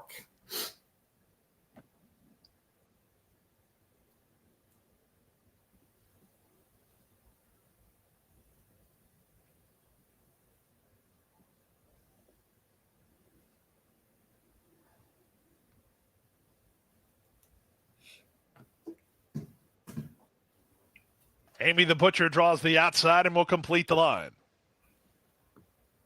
Ready for the Rainbow 6. They're off and running. Awful start for Noble Dreamer. She leapt in the air and was 3.5 lengths slower than the others. Good start from between for Motown Mika, who heads off for the early lead. Defended, the favorite, situates herself in a flanking role in second. From between horses, Amy the Butcher. Down at the inside, Smart Jenny, and Noble Dreamer's out the middle. They run to the half-mile point. A clear lead for Motown Mika. She's a length and a half better than Defended in second. From between horses, it's Amy the Butcher, Smart Jenny in tight toward the rail, and Noble Dreamer at the back. Separated by 3.5 in the run past the 3/8. With the advantage, Motown Mika, 3 parts of a length. Defended is there second from the rail. That's Smart Jenny. In between horses, Amy the Butcher, and Noble Dreamer is last. They run to the top of the stretch, and Motown Mika still has the lead. She's now a 1/4 mile from home and a length on top. Defended still watching her while trying to get to a gain to her from second. From the inside, Smart Jenny is now third. The others not of consequence off the turn in the stretch drive. The leader is still Motown Mika. She has work to do. Coming up the rail, Smart Jenny. Down the center, Defended. They come past the 8th pole. It's still Motown Mika, tenacious, trying to hold off Smart Jenny with an inside lane. And outside, Defended. Defended, Smart Jenny. Smart Jenny and Defended. Smart Jenny won it. Whoa, Smart Jenny and Miguel Vasquez turned back Defended. Third in the game after this Motown. Tricky. Yeah, that is a tricky one. Smart Jenny, though, ended up getting off at 5-2, so it did get some late action. Yes, yeah. Good horse race for a small field, right? Yep, that was good race. Noble Dreamer broke in the air. I knew my chances were done the minute that happened. And I don't know, David. I think you're gonna get into the qualifier. No, it's going to be really tight. I will tell you this because let's see. If you want to look at the numbers, I have currently where the heck did it go? $33.50, and I had the 5, so you figure we get $3 on top of that. Yeah. And now you got a 9-2 shot that won. No, 5-2. 5-2. It's going to be really tight because 37th was sitting at $25.40. So I only had about a $7 lead. Yeah, it's going to be really tight. It'd probably come down to a couple of pennies, a couple of dimes. What place are you in right now? 26th. 26th. Top 37, get it. I have 33.50. 37th is currently $25.40. I think you're going to get it. All right. Well, let us know. All right. Okay, Let's get to race number 8 at Santa Anita for the qualifier. Okay, race number 8 at Santa Anita. Let me just pull up my EquinEdge screen here.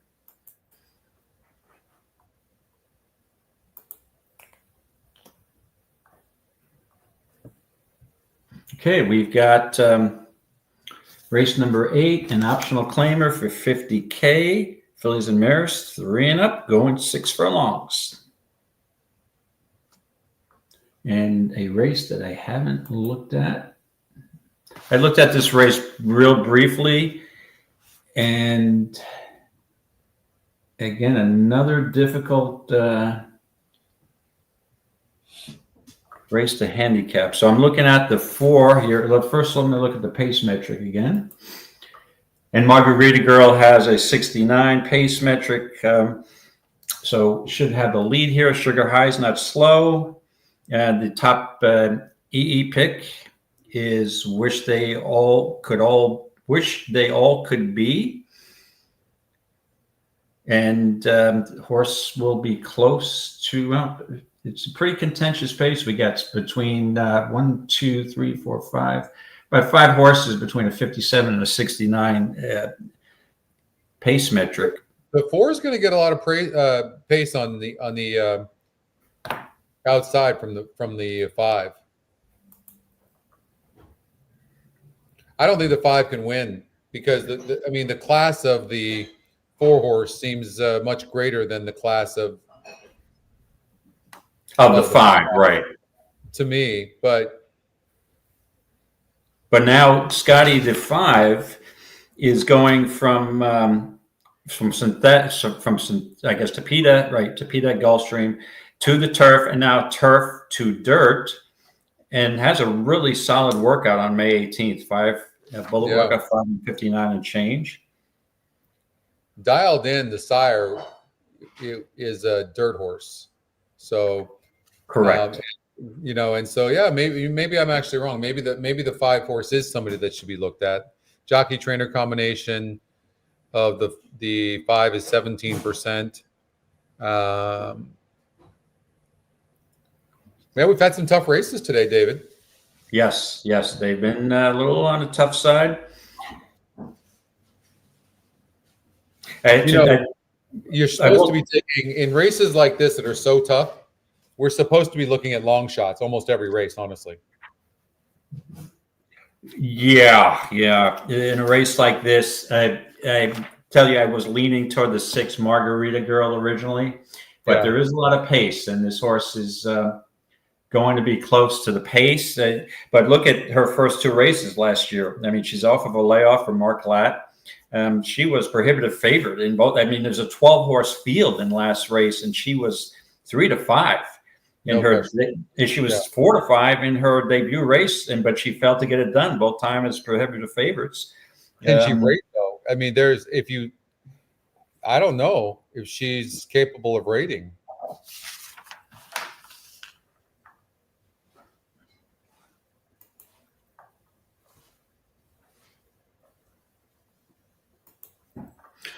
Just an update. I finished 25th in the feeder, so I move on to the qualifier. There you go. Saved a little cashola. There you go. Yeah, Scotty, I took a look at the 1 Scary Fast Ride, but I just want to see what Sean McCarthy is off of a layoff. And again, 2 horses that I have interest in are both off layoffs. That's 5%. First 5%. Yeah, that's a little tough to take. And Margarita Girl, Mark Latin. What about the 3 Shining Star? Yeah, this horse is coming from Chile. You got to show me a race. This is not a horse that I would normally play. Yeah. And it's a 6 furlong spread. This horse, geez, 4 for 5 lifetime. Yeah, but you got to show me you can run on a North American track. I mean, it's not. And again, if this horse beats me, it's a horse that's always going to beat me. Yeah. Take a Chilean shipper. Well, Scotty, I settled on mine, and I know this she may get just really decimated by the early pace here, but I'm going to go with Marklat, Margarita Girl with Frizu. Adding Lasix first time, again, it doesn't worry me. She failed as the prohibitive favorite in 2 starts. Yeah, but maybe she needed to lay out. Maybe there's something off. And I mean, she was favored for a reason. And when I see a 3 to 5 in a 12-horse field, wow, first time turf. So they obviously this is $575,000 filly. Mark Ladd's 22% off a layoff. It's good enough for me. Let me go with the 5-2 here. More in line, Margarita Girl. Yeah. I'm not really loving the trip that I think that the 4 is going to get. Although, and don't forget the race simulator is saying if everything is perfect, if they were running in this straight line and everything was perfect, this is what would happen. But that's not what the case is. And then when you look at the first call, the 5 is going to be on the outside of the 4 pressing. Mm-hmm. So unless Franco decides to sit, which I guess he could do, but I mean the 5 is a nice horse, and this horse I'm sure is screaming for dirt. So I mean, this 5 is, if you throw out the last race, and the horse clearly didn't love the turf. It drew inside of 11 other horses and it pressed. But what could happen is Franco could sit and let the 4 go, which means that the 4 is going to be tough to catch. I mean, that's a possibility as well. Right. But the 3 horse is throwing me off a little bit. It's Sadler. The horse is 9-2 morning line. Barrios is somebody that Sadler rides a lot, and they actually have a very good win percentage jockey trainer combination of 22%. And by the way, Barrios gets off of the 4 horse. Mm-hmm. So now Pereira is, was on a couple of times as well, but Shining Star is very interesting. Very, very interesting. And this horse, they thought this horse was so good last time out. They put him in a grade 1, and horse won a couple of non-graded stakes races easily, by the way, and been facing huge fields. I'm going to take a chance with the 3 horse. Scotty's going with the Shining Star. Are you gonna hum a song from the 70s, Shining Star? Remember that one? Oh, maybe I'm dating myself. Yeah.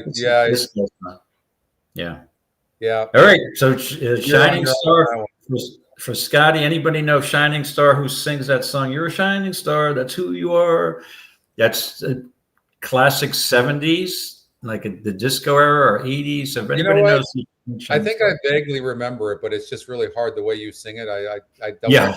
You don't want me doing any singing. You're never going to guess the tune because I'm way out of tune. Yeah. I sing in the shower and the mirror breaks, so I decided not to do that anymore. You and me both. Let's go, Stu. Oldie is just a wealth of trivial knowledge. I've never met a man who's just has movies, any songs, lyrics. Jeez, good job, Oldie. Oldie didn't tell us who he liked in any of these last few races. That's scary. He must really like. He's trying to get his ROI up without letting us know. He's trying to be incognito today. Yeah, I guess so. Undercover. All right, race number 9. It's our last one, and what do you think? This is this race 9. I got to go through it again. But we've got a mile turf race for maiden fillies and mares. 3. Hold on a second. I don't think I've ever. Oh, I'm sorry. I said 3, 4, and 5-year-olds. So usually, I will tell you one thing.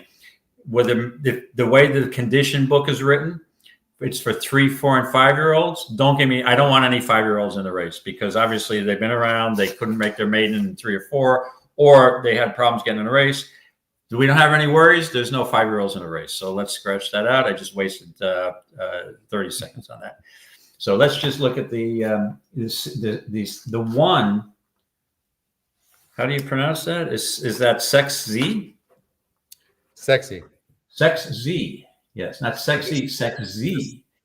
So I think it's a play on sexy, but I'm sure. Yes, exactly. Well, from Mark Latt, he's got the rail and the lead. Early is McKenzie. I just want to look at the going down in GSR, right? But if you look, the highest GSR in the race is the 8 with a 58, and Segzi's got a 57. Now that's and I looked at the 7, Inner Fury, who is 3 starts on the turf. Lady Lollipop goes back to the turf for Mike McCarthy. All right, Scotty, this is not a tough decision for me. You know who I'm picking. Who are you picking? You know, first time turf, stretching out. Got the second highest GSR in the race. Got the ribbon here. That's a red ribbon, right? So you got top pace, top SOR, top win percentage, EE number 1 pick, in the money 70%, win percentage 35%. That's all I need to know, especially first time turf. Give me the 1 Sex Z. All right. No other horse. And I love the work on May 17th. Okay. Speed, wire to wire. You know, what is interesting is this is the top pace, top win percentage, top EE pick, top SOR, and it has a 23% win on top of it. And in this scenario, it's a 0 ROI, which is good. And that includes after takeout, but it's a 35% win. So when horses have these 4 criterias, and I'm not even talking about the win percentage, it is the win percentage, my bad. So yeah, so including that, they win 35% of the time. So wow. I mean, that's pretty amazing. Mm-hmm. And you can see what a big drop in classes this is. Look at this. I mean, dropping from a 52. And so, my only hesitation is I don't know. This is a dirt horse, in my opinion. And the turf tab is kind of low. Also, it looks like maybe on the turf anyways, it shows that it probably wants to sprint, but. So meaning it might have a little bit of turf breeding, but it was more sprint turf pedigree. So yeah, so and it's 8-1 on the EE morning line. Yeah, for me, I'm looking at Nakota, maybe the 9 horse who's been doing it a while. Here's one I'm definitely looking at. Barrios has been aboard all this time. It doesn't seem to get there. The EquinEdge long shot Lady Gal or Lollipop. This is an absolute player. For sure. And this horse also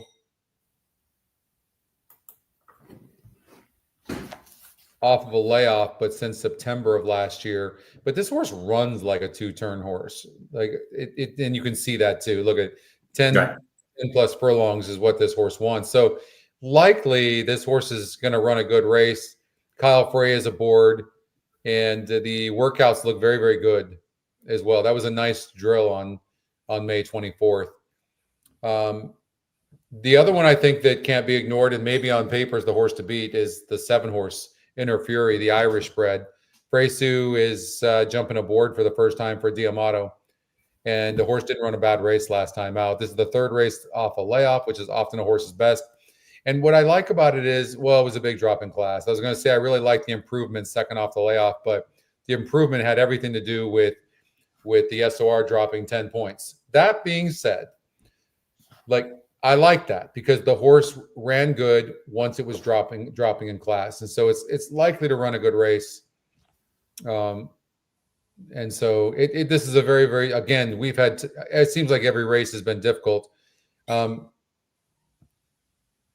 Kyle Frey, though, aboard Lady Lollipop is really interesting me off this layoff, and horse had trouble in its last start. And Mike McCarthy is 17% off the layoff, and he uses Kyle Frey. Mm-hmm. Nakota, this just keeps burning too much money for my liking. 0 for 13 with 1 second and 1/3. And Inner Fury got off of the one horse to ride here. But for me, I think I'm going to go with the 5-horse Lady Lollipop. Okay, so Scotty in our finale is on the 5 Lady Lollipop, and I'm on the 1 Wire to Wire First Time Turf Sex Z. All right. All right. I think that wraps it up. That does. I think that's it for us. Mm-hmm. Yeah, we got almost 45 minutes to the qualifier. So, and give me a little time to have a catch with my grandson who just arrived. So get Nice. that baseball out, get the wiffle ball. He's got a little league game tonight at 6 p.m. and he's been acing it on the mound. So looking forward to tonight. So right on. Well, enjoyable. Good luck, everybody. Don't forget the Stretch Run show tomorrow, and good luck in your qualifier. And hopefully we can see you at the NHC. David, as always, it's great. And have a blessed weekend, everybody. And we'll see you soon. Bye bye. Okay, good luck, everybody, this weekend. May the horse be with you. We'll see you next week.